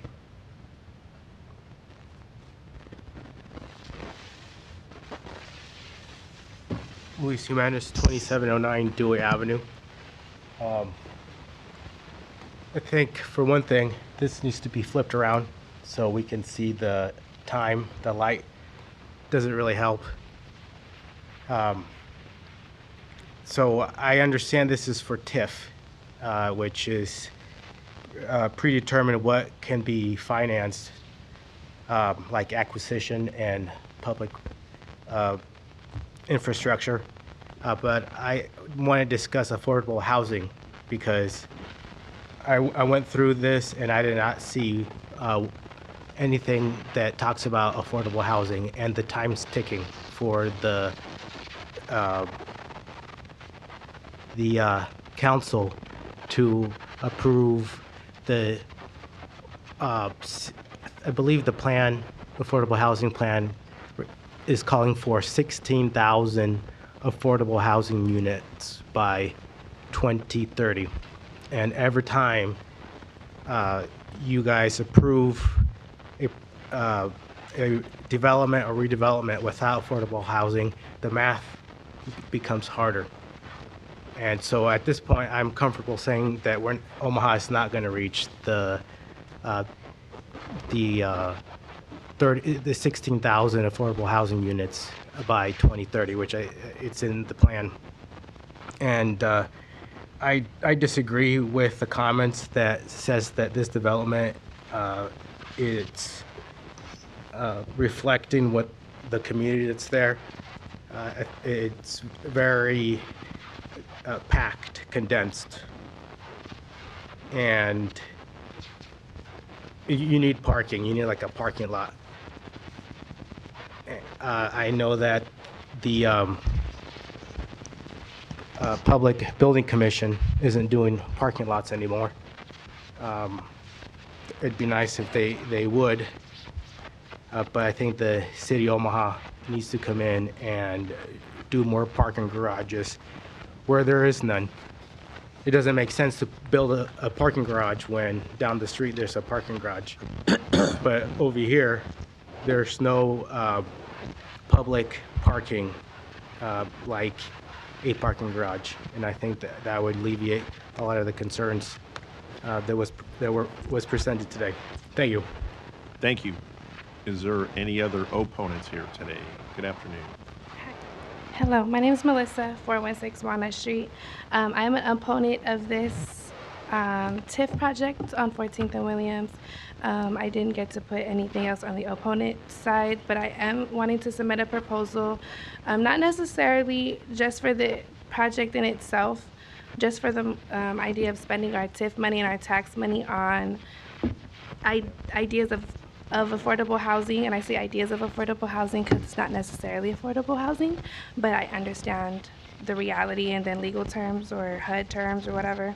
But so I have these that I would like you guys to take a look at. I am proposing that we invest into homeless response encampments around North, Midtown, and South Omaha.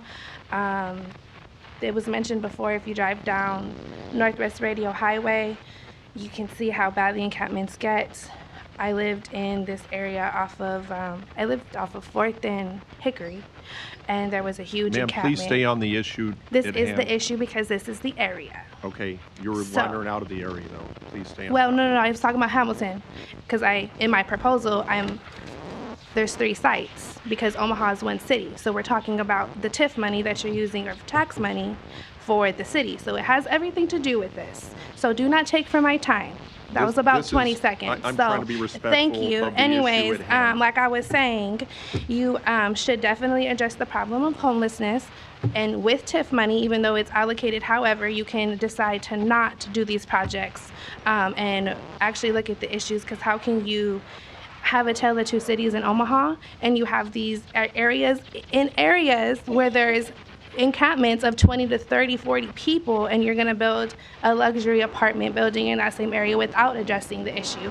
So as a real estate agent, that doesn't look good. If I'm trying to sell these units, can't sell them. Nobody wants to live next to like poop on the ground. So maybe you should address the issues of homelessness so you can actually raise the taxes in these areas. So that is on topic. And I do feel like my presentation was altered because of your comments. So I do think you have to stop doing that. If you don't do that to everybody, don't do that to anyone. I'm trying to do the best I can. I'm trying to be fair. Well, you're not. I'm sorry you feel that way. I Anyways, really try to like be I was fair. saying, the amount of money that you guys are putting into these projects, if you guys maybe took a step back for a year or two, and actually put money into addressing issues like homelessness. We had a homeless person during the city budget talk about what she does. These encampments are getting overgrown.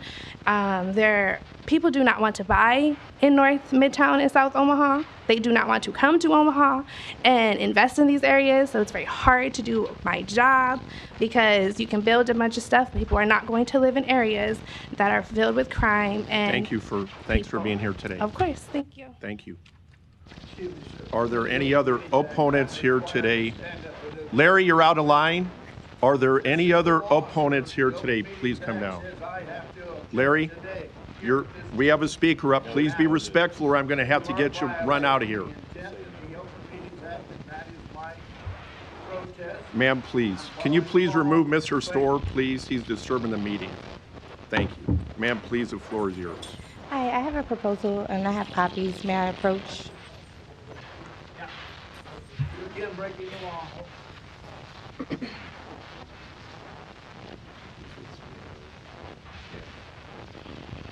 Ma'am, before your time begins, we're on items number 22, which is the TIF redevelopment project plan.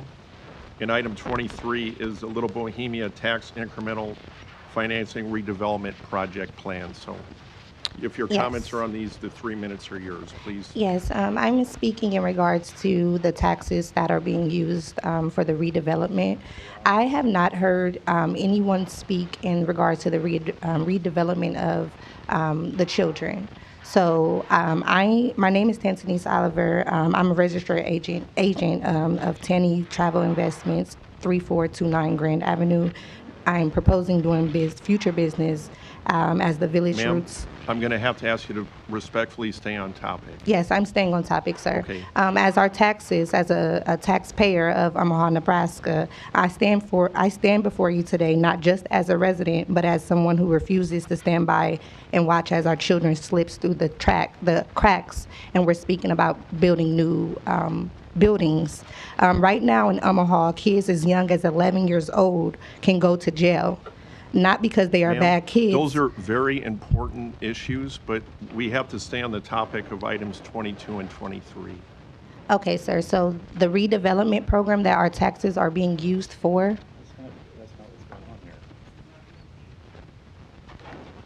So the redevelopment with the Little Bohemian program, that's money that we are using as Omaha citizens, correct? No. Oh, okay. I apologize. That's I okay. conclude, but can I propose how do I get on the agenda to? It's got to be an item that's on the agenda when you come down to speak. You can make a request to our city clerk if you'd like. Okay, awesome. Thank you so much for your time. Thank you. Thank you very much. Are there any other opponents here today? Any opponents? Seeing none. Councilmember Harding, you are recognized.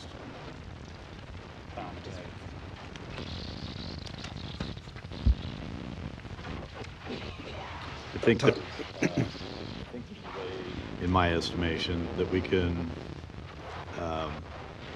accomplish both issues that have kind of been raised, at least in my mind today. One is the request for the approval of the redevelopment plans for both 22 and 23. And I've heard on numerous occasions the desire to have some sort of a meeting to have maybe a deeper dive than has not, maybe in some minds, not been previously done to this point. So I believe there is another BID meeting within the next 30 days. Is that correct? Yeah. That's open Yeah, to the. I would defer to my wife, who's the board member of the BID, Colleen, my co-developer. But I have seen online, I mean, it is by law, I believe, every single month the Business Improvement District has a meeting. Okay. Colleen? Yeah, it would be next month. I don't have the exact date in front of me. Okay, but within the next 30 days? Yes. As kind of as I've heard a couple times requested. And so that everyone, and would you be willing to have a similar presentation like you did here? I think someone said that this is maybe the first time, or maybe since yesterday, Yeah. maybe that they've seen it in this detail. Would you be willing to, that's a public meeting, correct? You'd be willing It to is. By law. have that presentation and answer the questions, correct? I do have a question, though. Yeah. Councilman. There was another development down in Little Bohemia that did not have to go through any of this. I just. Colleen, with all due respect, we're here talking about this issue. I understand. Okay, so what I'm trying to do, hold on, what I'm trying to do is see if there's a way we can get through this and satisfy all parties, okay? So hear me out, please. Yeah, Councilor, yes. Tom. The answer is yes. Okay, Yes, thank you. The answer is yes. The answer is yes. Okay. You know, we certainly did it already. The Yep. last BID meeting, we'll do okay. it again. So the we're answer is happy to yes. do this. The answer is yes. Thank you. Okay, thank you. And there are this is the redevelopment plan stage. There are other issues as it relates to replatting and zoning that will come before us and won't come before us within the next 30 days. Yeah, I'm saying that because I checked with the planning department and know that, and I think I discussed that with you too, as well as the redevelopment agreement that still has to come back before us, which you also referenced. So I think what I'm proposing is that to keep this project moving forward, but knowing that you will have the meeting requested or have the similar presentation within the 30 days, and knowing that we still have other things that will come to us after those 30 days, I think we can satisfy all those things, at least in my mind. So that would be my proposal, or that's what I'm considering doing. There are some other lights on. So before I make any kind of a motion, I want to hear the rest of the council and their comments. Thanks, Councilmember Harding, and I made an error. I should have closed the public hearing.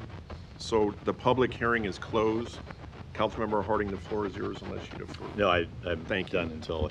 Councilmember Goodwin, you're recognized. Thank you, Mr. President. Clearly, we've heard a lot of public commentary about parking, and I was wanting to ask our planning representative here, the planning department, about the steps that would be taken to address those concerns. Yeah, Eric England, Planning Department. So two of the sites are basically the sites that are west of 13th Street. They will have, with the plat, there will be a rezoning to MBD, Neighborhood Business District.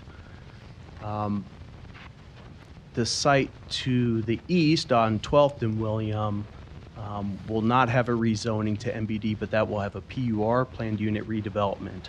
So they're a little bit different on the east side compared to the west side, even though we're discussing one large overall project.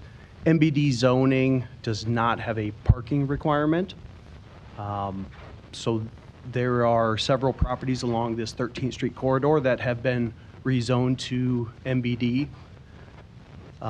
There was an opponent that earlier spoke that said their site on 14th Street was not allowed for MBD zoning.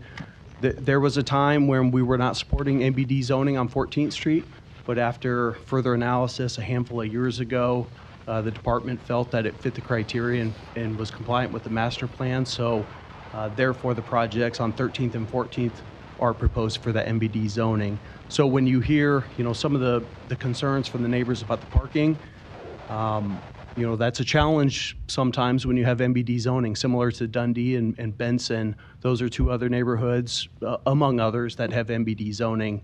And along with that, sometimes there are parking challenges, but it is a helpful redevelopment tool, and we feel that it fits with the neighborhood. So I don't know if that answers your question specifically about parking. Well, I think it begins to answer the question Clearly, we want density, as we grow our urban core. However, and NBD zoning does alleviate a challenge with the developer, but how does the neighborhood then absorb the parking? What is the planning department's remedy for that? Eric England, Planning Department. Well, we only support MBD zoning in areas that have ample on-street parking. However, as developments come along, that they need to gauge on how much parking that they need to provide. We're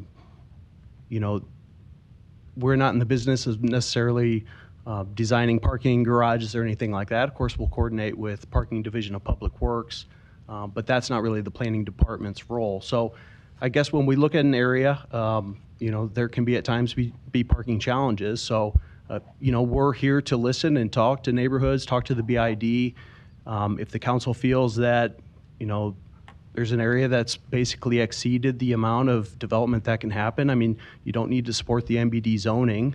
I'm not suggesting that, but that is a solution. So, we're here to have conversations, and like I said, at Planning Board, we're willing to sit down with the BID, the business owners, the developers, and continue to have those conversations regarding parking as well as all other zoning matters.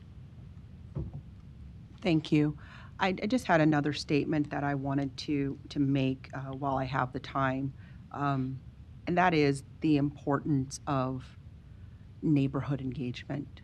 I check a lot of boxes as a business owner, as a starter of a BID, project developer, city council person, and you never can have enough engagement with the residents, with the business occupiers and owners, because overall this is a long-term investment. You talked about the longevity of your family within this community, and I could say the same when we talk about North Omaha, even when I talk about South Omaha, so I understand that part too. But when decisions are made and the community, the stakeholders don't feel considered, then you're not bringing forth the goodwill that in the long term makes for a healthy neighborhood, not just with buildings, but with the social and the fabric of the neighborhood. And so I really want to echo what Councilmember Harding said about that neighborhood engagement and answering the questions. You spent a lot of time with us today, and I think it just is fair that you would spend equal amount or longer with the people who are your neighbors in Little Bohemia. It is important that we preserve the character of our ethnic corridors, and I do commend you in that effort. Because there's few parts of the city that still remain where you can see buildings that go back into the even 19th, 20th century. So thank you for that. But I would emphasize that engagement moving forward with anything else you do, just so that you've got that buy-in. Thank you. Thank you. Councilmember Melton, you are recognized. Thank you, and that's what I wanted to just confirm. There's more, the zoning and redevelopment agreements all still need to come back before the council, and they have to go before planning board as well, isn't that correct? Eric England, Planning Department. The platting and the rezonings in PR have already been recommended for approval by planning board, so they would just come to city council. But a few of the items might take some time, subdivision agreements and things like that. Okay, so but it's going to come back to the city council again for the redevelopment agreements. Because I think where we're at, I think with the neighbors, like with what, like Ms. Koenig said, this looks great, we want you, but we want more engagement. I think we can go ahead and vote on what we're voting on today is the tax increment financing. You can have that meeting then in between our vote today on this and our vote on the redevelopment agreement, because this project's gonna have to come back in front of us again for a vote on something else. So I think that's what Councilman Harding was saying, was let's not delay allowing this to move forward, but that you have the expectation to have those neighborhood meetings, like Councilman Goodwin said.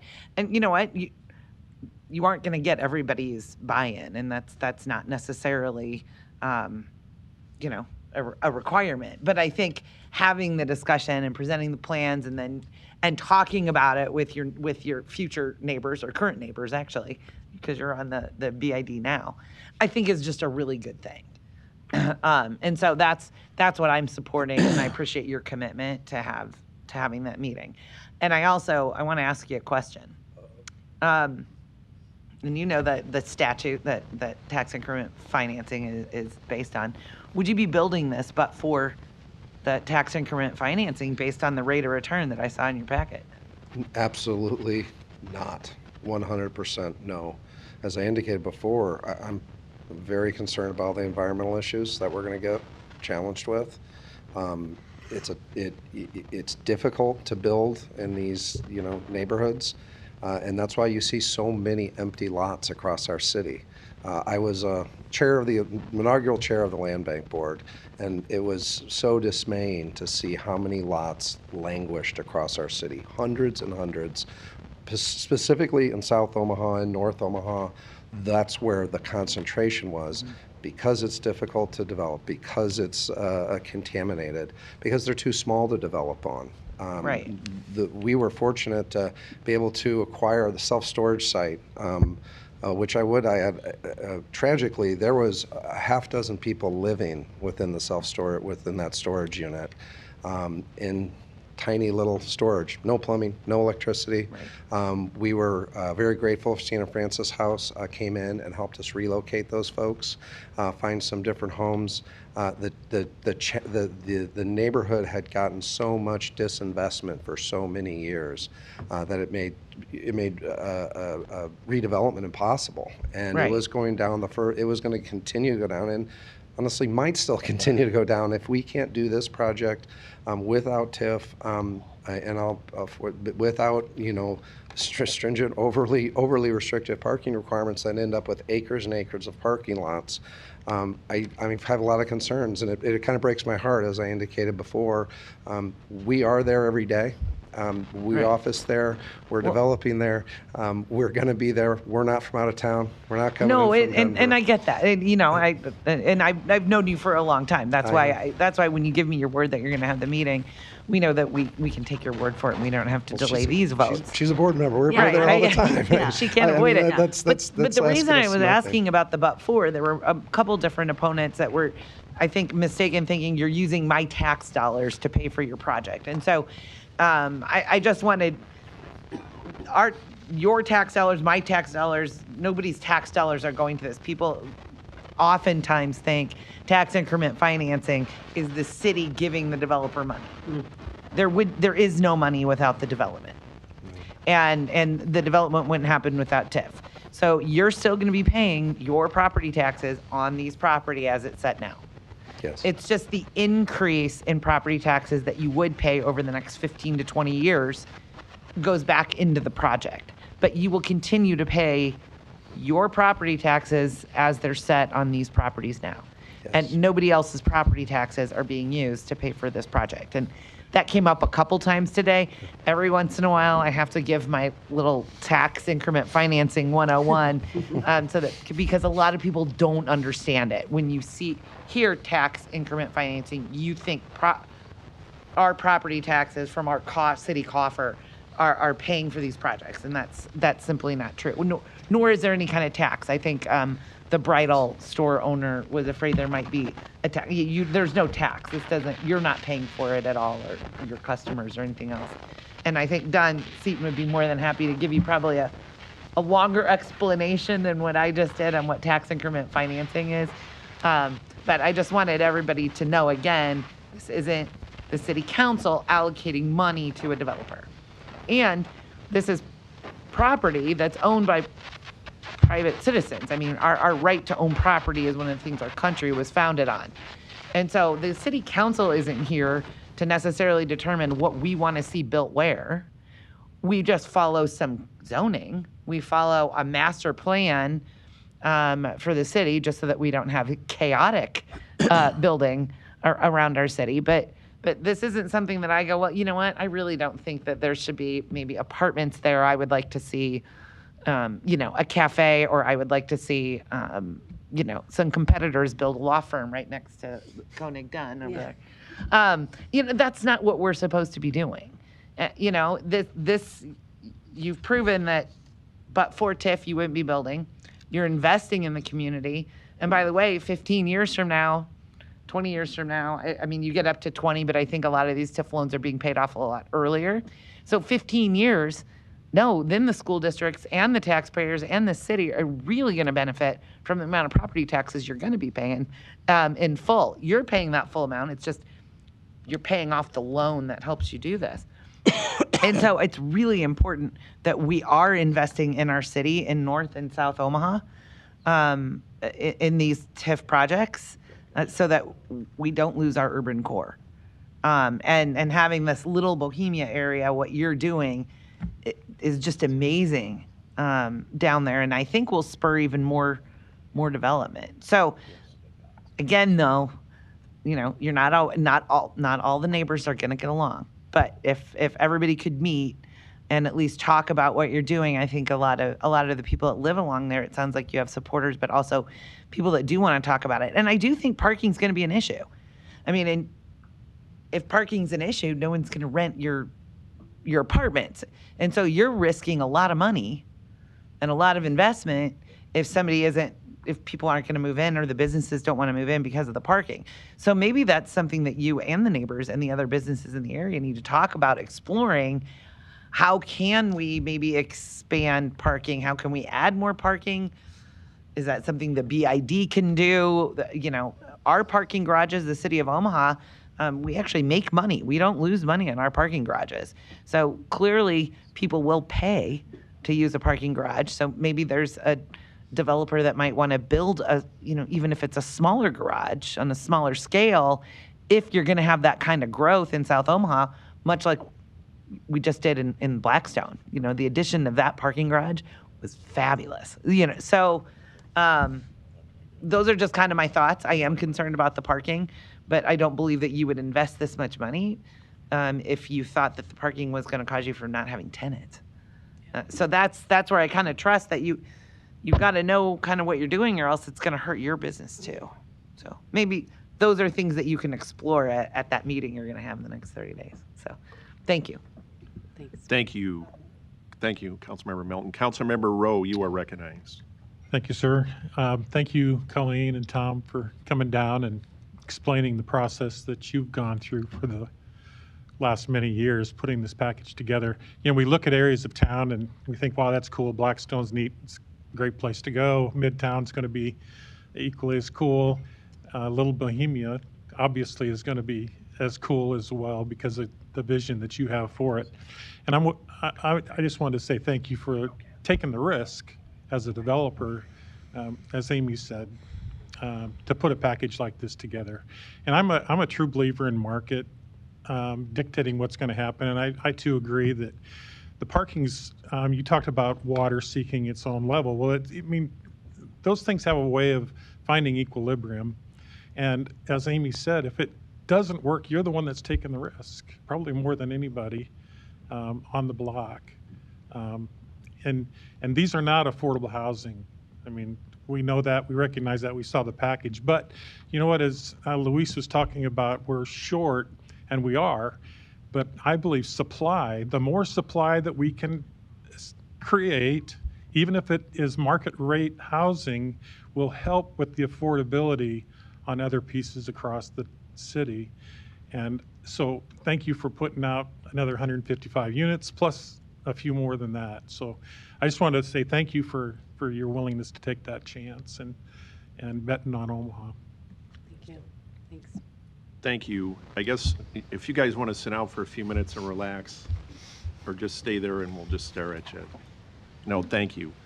A couple comments. I believe it was Mr. Hernandez from Dundee Bank. He said, and I took a lot of notes, so I'm kind of paraphrasing, but he said, developments, that brings new topics to talk through. And I think that's certainly what we're doing here today. When Mr. McClay, when I got elected to the city council, he and I maybe a year or several months ago, I went down there and I walked that area that's before us today. And I know Tom's got passion. I think that's evident with his wife Colleen here today. And you look to the north of where this is at and you can see amazing things happening in downtown Omaha. And this is a view of that great skyline. And Tom talked about his family history in Omaha and the history of South Omaha and what he wants to do down in Little Bohemia here. Mr. Hempel was here, and a lot of people don't watch these meetings, and Mr. Hempel, through no fault of his own, he didn't know about the 3-minute rule. A lot of people just don't know those things, and I don't fault Mr. Hempel. I watched a planning board meeting with Sean and Dave, and they gave great testimony. They had questions. They're supportive, but there's questions. I got a couple questions. So Mr. McClay and Mrs. McClay said they're in agreement within 30 days they'll hold a BID meeting that's open to the public to answer any questions the best they can. They've already said that here today. A question for Mr. England. When they hold that meeting, is the planning department, if they're available, would you attend that meeting to try to, it's a public meeting, so I think that would be beneficial to have somebody there from planning if something comes up that needs to be answered. Or are you guys willing to go? Eric England, Planning Department. Absolutely. We can let us know when the meeting is. We can have a representative there. Thanks, and I'll out you because you already said that in the planning board meeting. You guys are great, that we're glad to work with anybody, the developers and neighborhood, to answer questions because that's what we're here doing today. Tom, you've been doing this for a long time. You know everything. You educated me because I took the time. I think the people of goodwill that want to have that, Susan's back there nodding, to have that public meeting, and as Councilmember Melton said, not everybody's going to agree. I've been a union leader for years. Believe me, I understand what that's like. We have one meeting a month, and sometimes we hold other meetings to help our members understand an issue that comes up. It's a special meeting. So what's being asked, and I appreciate my colleagues, particularly Councilmember Harding, he and I have been talking a lot on this today, and we are looking for an avenue that meets the needs, number one, of the neighborhood that says, hey, we're not against the development, but we would love to have some more question and answer sessions. So I commend the McClays for saying, hey, the next BID meeting, I want to also out to Public Works Department, Mr. Stubbe, would you be willing to send a member of the Public Works Department to the BID meeting? Yes. Thanks, Bob. So when the neighbors and you guys have this BID meeting, anybody from the public can attend. I know there'll be passion, but it'll be respectful because I've watched the planning board meetings. I know a lot of the people here. It's like having a sounding board with subject matter experts to flush things out. Maybe everything doesn't get answered, but I appreciate Councilmember Harding that we have 30 days to have that BID meeting. Public Works and Planning will be there. I certainly will go, and look forward to answering a lot of the questions on anything with the development, what the vision is. It was great you spelling it out here today, Tom and Colleen, and I've seen it. So I look forward to that meeting. Let my office know when it is, and I know you'll broadcast it out if you can get a venue at Fizzy's or the Admiral or wherever it is to make it easy for people to attend, and we can have those question and answers at that time. So I will support the motion and the second on these two items, with the approval being that there'll be a BID meeting within 30 days. Everybody can attend, and there'll be subject matter experts that can, if there's any things that come up, we can try to answer at that time as well. No. Please come up, Sean. When the BID meeting is. They're the third Monday of each month. So Madam Clerk, what is it? They're usually at 1 o'clock. If it's a special one, if times need to be adjusted. Third Monday. Yeah, so it was just this Monday. Ms. McClay, do you want to come down? Because I know you're on the BID board. Thanks, Sean. Yep. You're not on the BID, are you? Sure. Okay, sorry. Yeah, it's on the website, so I think it's littlebohemia.org. It lists all the meeting times as well as the minutes, and it's usually held in person at Beercade, too, on Okay. 13th Street. Would you be willing to have it in the evening at 5 or 6 o'clock? Oh, yeah. That Yeah, would that's be not a great. problem. Thanks. Thank you. Mhm. Seeing no other lights, Yeah, please. So, 23. and that's with, Well, you can't, you Okay, can't do okay. stipulations. They just they put it on the record, they're gonna do okay, it. it's already been said publicly, so. Got a motion and a second. Thank you, everybody. No further lights. Roll call. Goodwin. Harding. Yes. Hug. Melton. Rowe. Mr. President. Yes. Motion passed 6-0.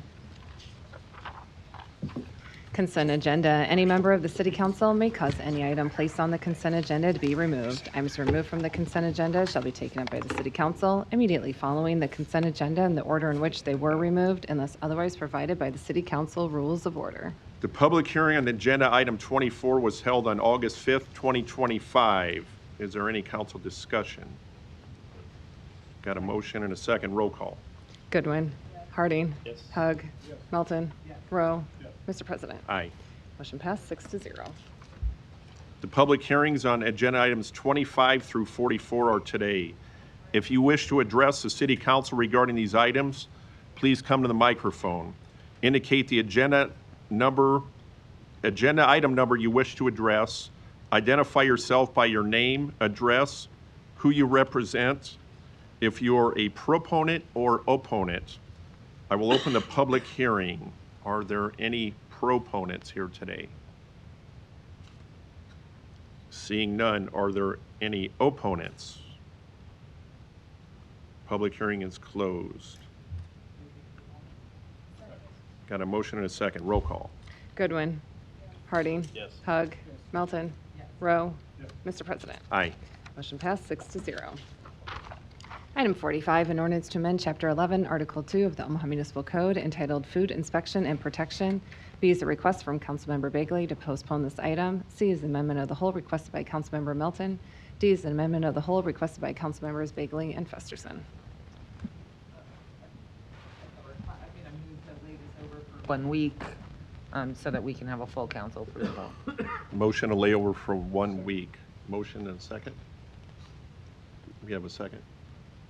Okay, thanks. Got a motion and a second. Roll call. Goodwin. Harding. Hug. Melton. Rowe. Mr. President. Aye.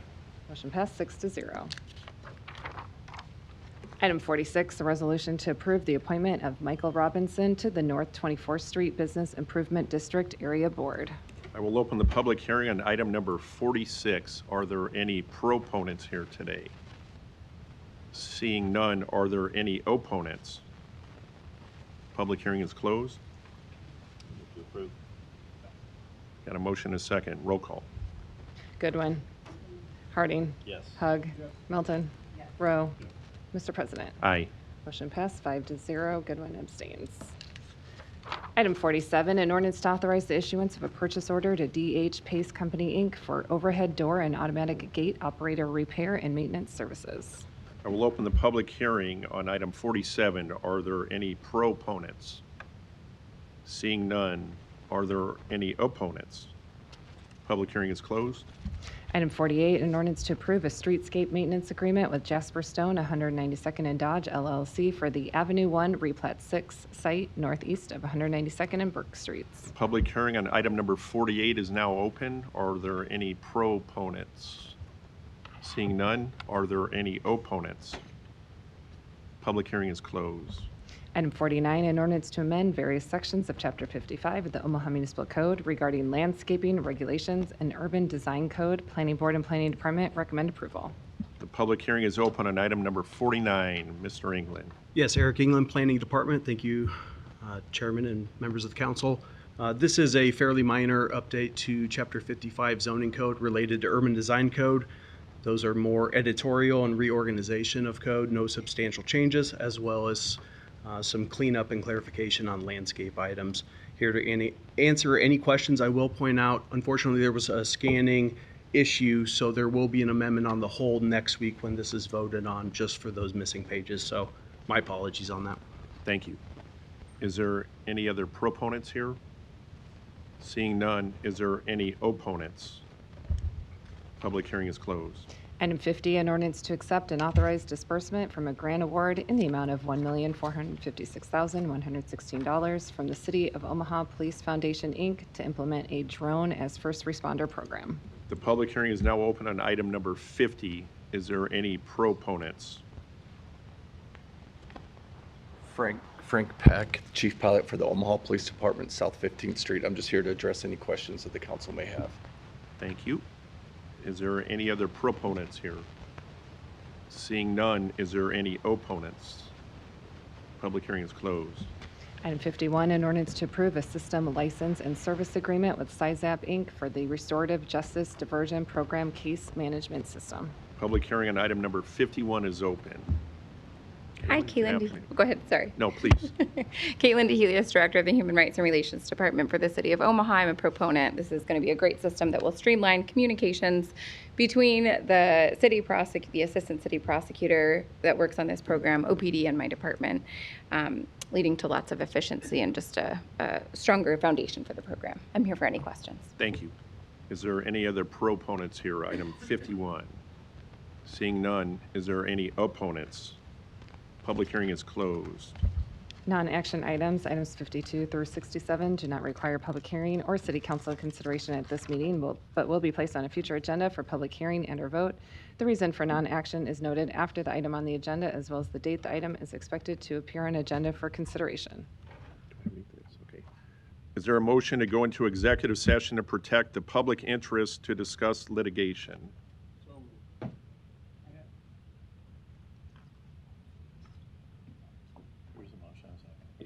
Do we have a second? Yeah, there was. Yeah. Okay, sorry.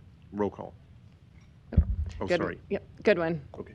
Harding. Yes. Hug. Melton. Rowe. And then read this. Mr. President, Yes. motion passed 6-0. Read this, Eliza. Okay. I will state for the record, the purpose of the executive session is to only discuss litigation. Executive session will include the following: the city council, the city attorney, the city clerk, and the city council chief of staff. Do I need to read anything else? Okay. How come we didn't?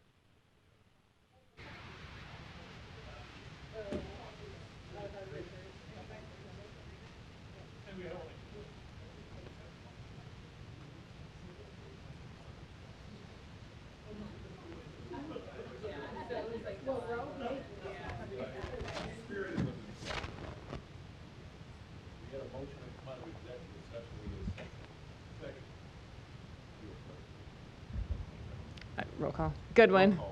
Goodwin. Harding. Hug. Melton. Rowe. Mr. President. Motion passed 6-0, 436. Okay, and then we just need.